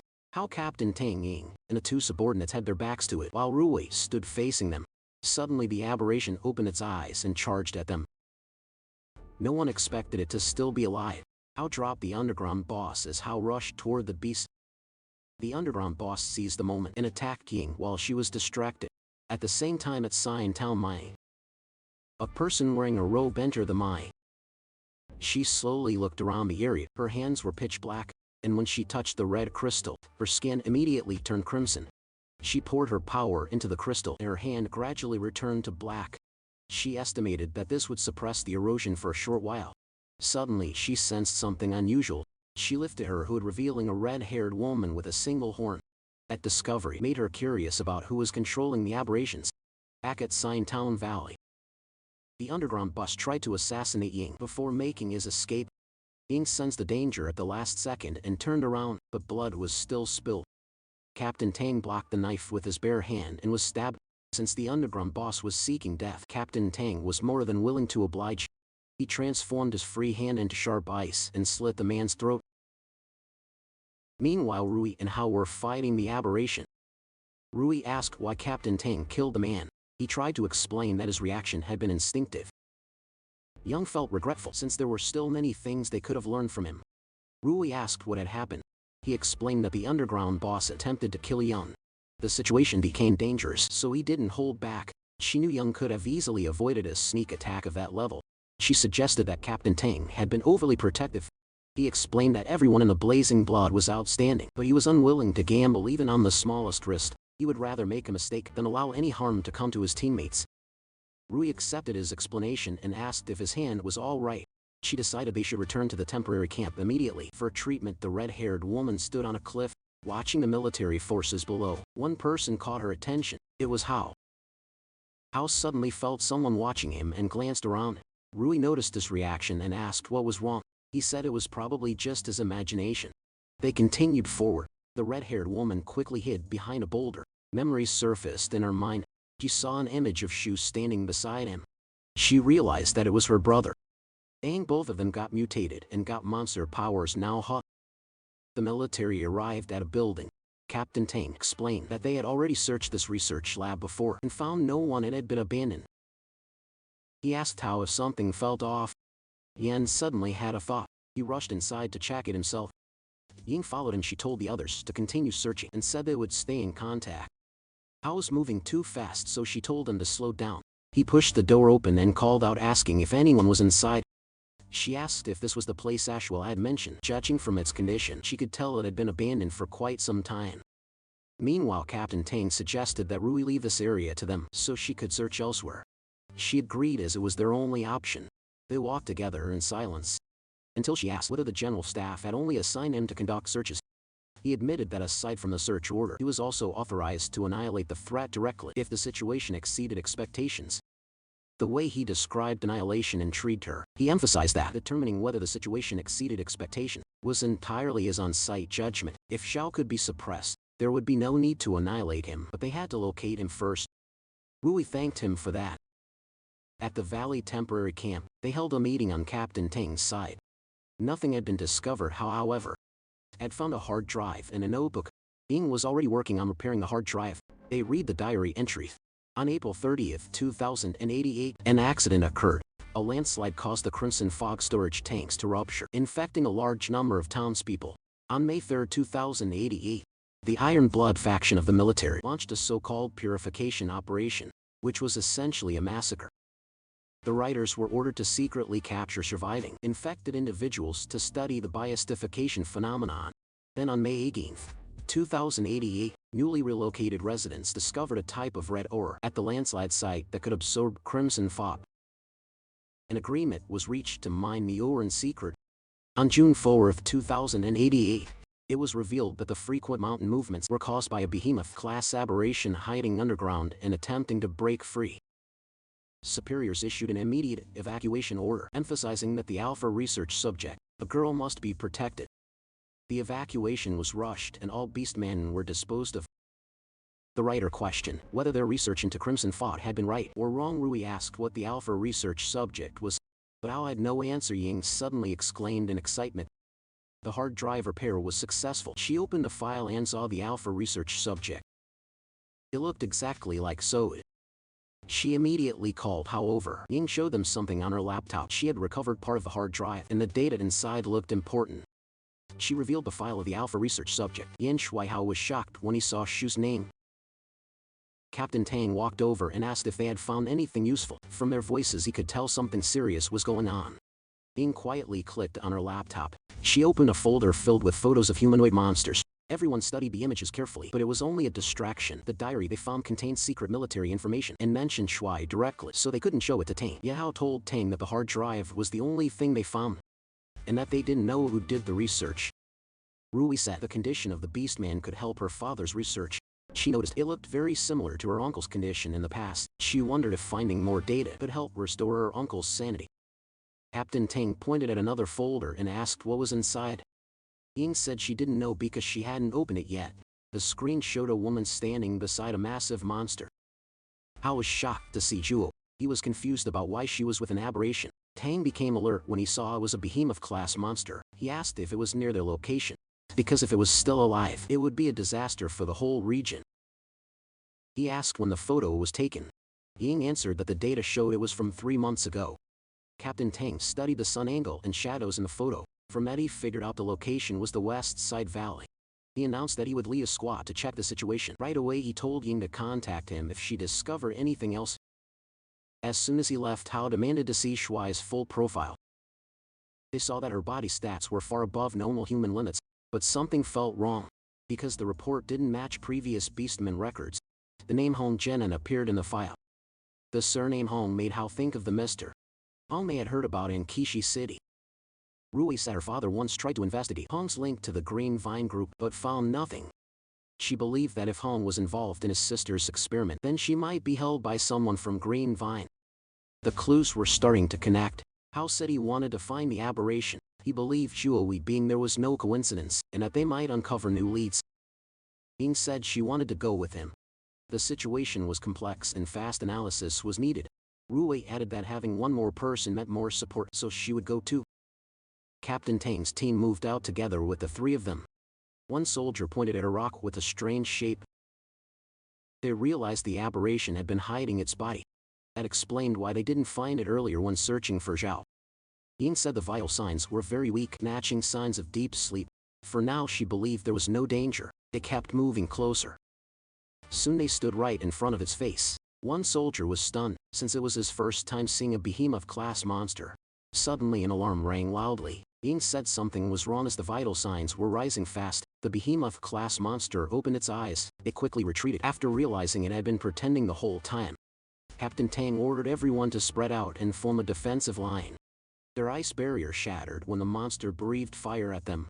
One soldier was hit directly in the face by the flames. Captain Tang grabbed his radio and told them to contact headquarters. Rui found it strange because the monster could attack directly, yet it was spraying fire across a wide area instead. Ying realized the monster was changing the area around them to trap them there and kill them. Hao knew they couldn't wait for headquarters anymore. They had to stop it now, and he told everyone not to panic.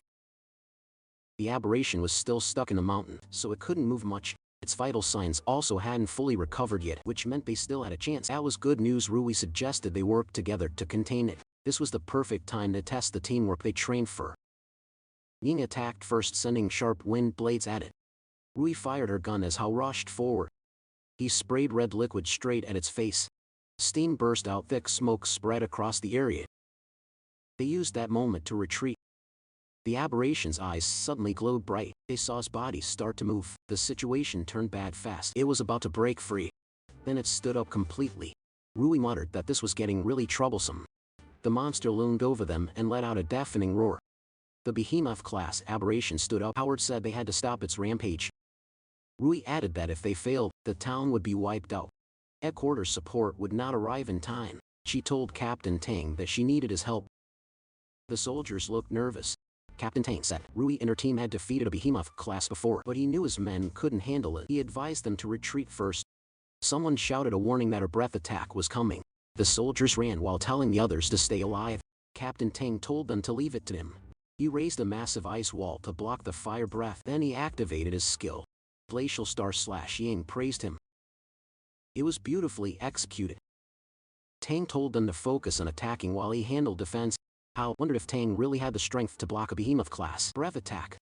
Tang's earlier move also troubled him. Rui noticed he was distracted and asked what was wrong. Xiao simply said he was fine. They saw the behemoth charging again. Rui fired her gun at the same time. Ying released her sonic wind blade. The monster saw the attacks coming. It swept them away with its tail. Xiao realized the aberration's body was extremely tough. Long-range attacks couldn't deal real damage. He struck different parts of its body. Then Xiao noticed an incoming attack. He couldn't dodge in time and was slammed into the rocks. He said close-range fighting was also dangerous. This brute was more aggressive than the one in Kishi City. After hitting Xiao, the monster turned toward the others. Rui asked why it suddenly stopped moving. Tang guessed it was exhausted. Ying said the vital signs looked strange. She realized its vital signs had been weak the whole time, but when the eye on its forehead lit up, they spiked wildly. It was forcing itself to gather power. From this, Xiao concluded that the monster had internal injuries. That was why it couldn't keep releasing strong attacks.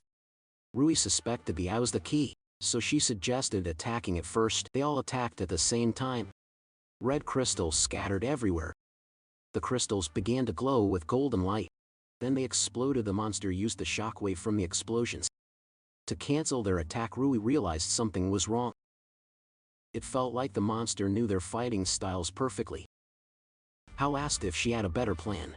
Rui said she did, but it would need everyone to work together. Captain Tang said he was in. Rui told Xiao to rush in, grab its attention and force it to attack him. Xiao moved right away and provoked the monster. Rui predicted it would use a long-range breath attack. Captain Tang stepped in and blocked the breath attack. As soon as the attack ended, they struck during its brief pause. Xiao activated his beastification fist. He punched the monster, sending it stumbling backward. Rui moved into position and aimed her gun. She fired. They expected the monster to react slowly, but knew it would try the same trick again. Rui told Ying to blow away the crystals. Ying hit them. The monster let out a loud groan. Rui knew the damage wasn't fatal, but it temporarily sealed its abilities. She then gave the signal to Captain Tang. He used his heart-piercing spear. He threw it at the aberration. He said it was a perfect plan, but he apologized as he suddenly launched an attack toward Xiao.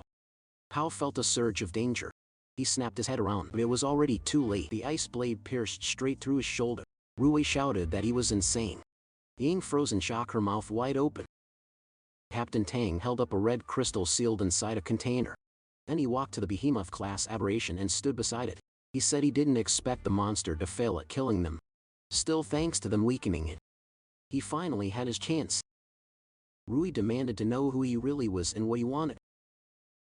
Ying realized he had to be the person her father and the others were investigating, the so-called army mole. But Tang had clearly helped them block attacks earlier. That made Ying wonder if it had all been fake. Tang said that if he hadn't earned their trust, he could never have led them to this place. He revealed that from the moment he accepted the mission, everything had gone according to his plan. The overlord-class monsters from before were just pawns under his control.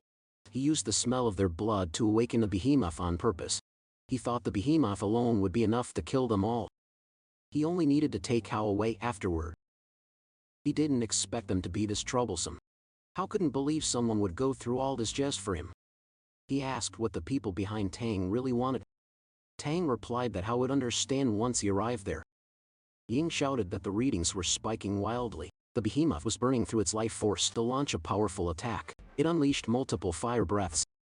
Xiao told the others to hold the monster back while he went after Tang. He warned them to be careful. They told him to be careful too and to come back alive. Tang revealed that he wasn't just B rank. He said it was time to show his real strength. Xiao knew retreating now would only lead to being hunted down. The only way out was to take down the controller. Tang kept firing ice blades. Xiao blocked them one after another with his claws. Tang realized controlling a behemoth-class monster was far more draining than he expected, but he still refused to give up. Xiao spotted an opening and punched Tang. Both of them fell off the cliff. They slammed into the ground, leaving a deep crater behind. They immediately jumped back from each other. Tang realized Xiao was trying to defeat him alone. That meant Xiao was confident. Tang mocked him, saying Xiao might not even beat him at his peak, let alone now. It felt like Xiao was seeking death at that moment. Tang's energy had already dropped to 180 out of 260. Tang unleashed a wave of ice blades, then he activated his frozen domain. Ice locked Hao's arms and legs in place. Tang formed an ice sword and charged straight at him. Hao blocked the strike with his arm cloth. They clashed then pulled back at the same time. Their movements were fast and hard to follow. They separated to regain their footing. Hao took a fighting stance. Then he vanished. Tang scoffed, asking if cheap tricks were all Hao had. Ice erupted from the ground, forming a cage around him. Tang groaned in frustration while watching his surroundings closely. Hao appeared above him and seized his chance. Meanwhile, the behemoth-class aberration stood tall and cornered the other two. Ying shouted at Hao to end the fight quickly. They had no path to retreat.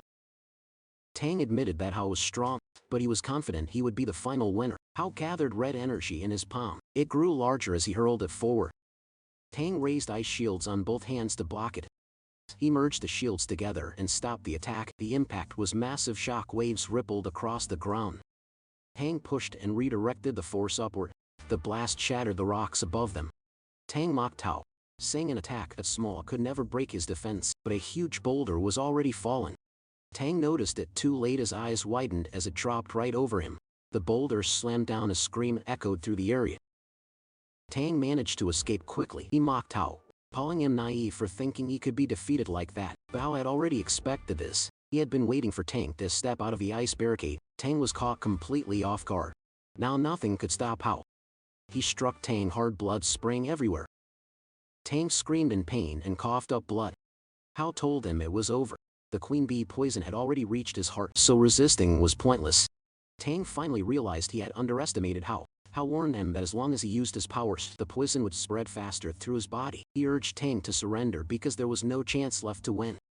Tang refused. As a core member of Green Vine, he would never become a prisoner. Huge ice crystals burst out of the ground with Tang at the center.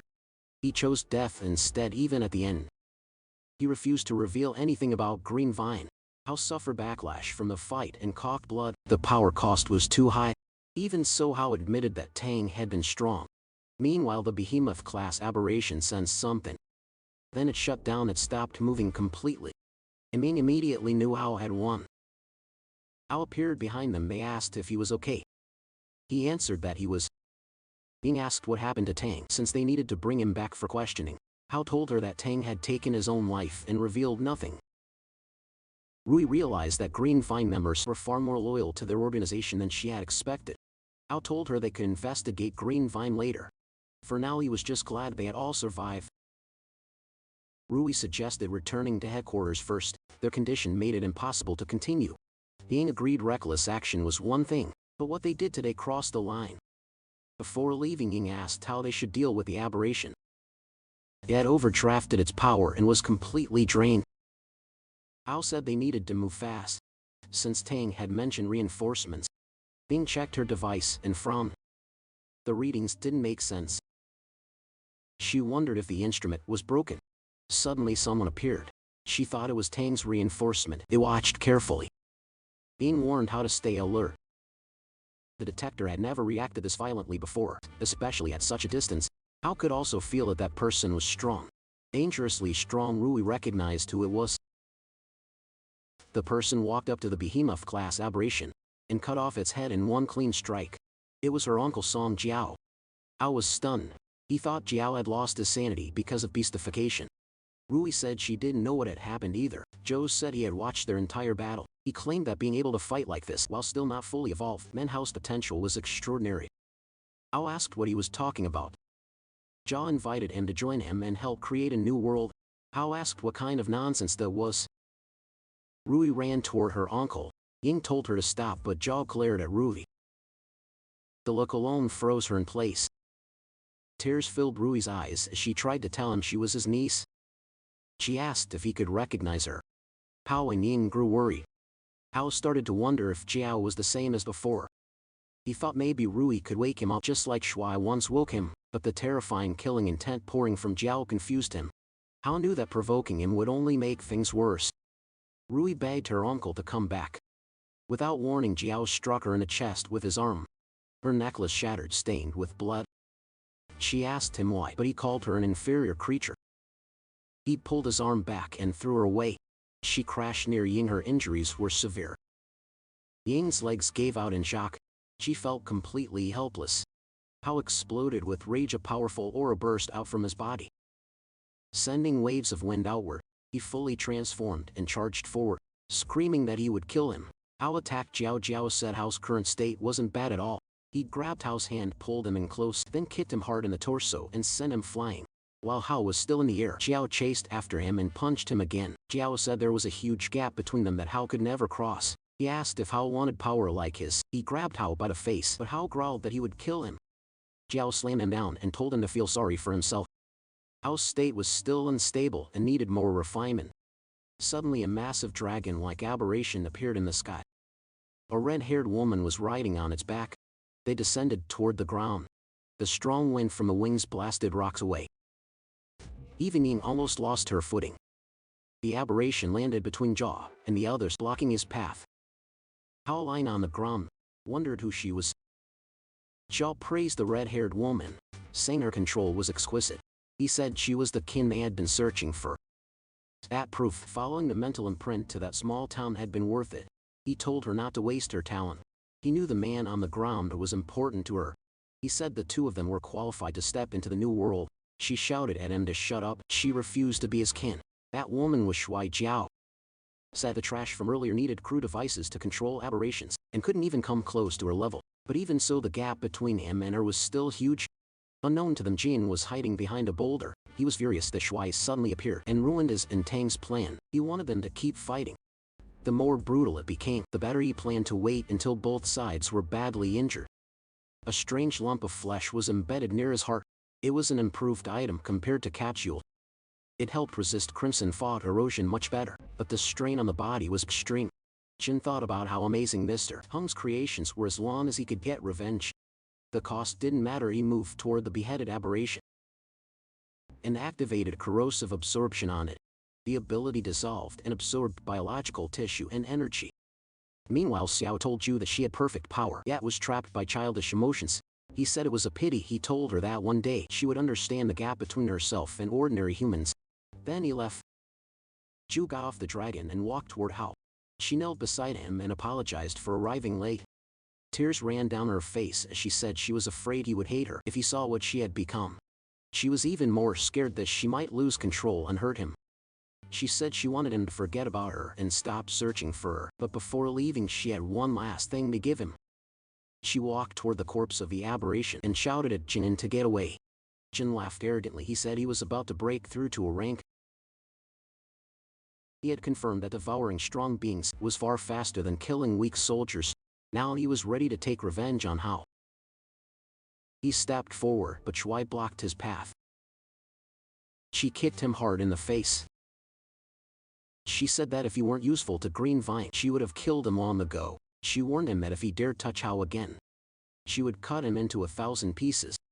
Ju picked up a crystal. Jin burned with anger.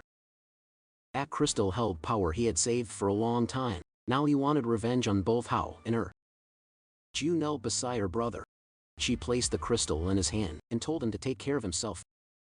Then she climbed back onto her aberration. She looked back one last time. RNC's sister then left without even waiting for her brother to see her. When she reached her destination, rows of soldiers formed a path and greeted her. They had arrived late as support. Shui told them to leave. Hours later, Hao slowly opened his eyes. Ying was crying beside him. She begged him to wake up and get better soon. He told her he was fine. They were back in the medical room again, and it was starting to feel like his second home. Ying was relieved that he woke up. She admitted she was terrified she would be left alone. Her words made Hao jump out of bed. He immediately asked about Rui. Ying's face turned dark. She told him that Rui was already gone. The moment he heard that, rage flooded his chest.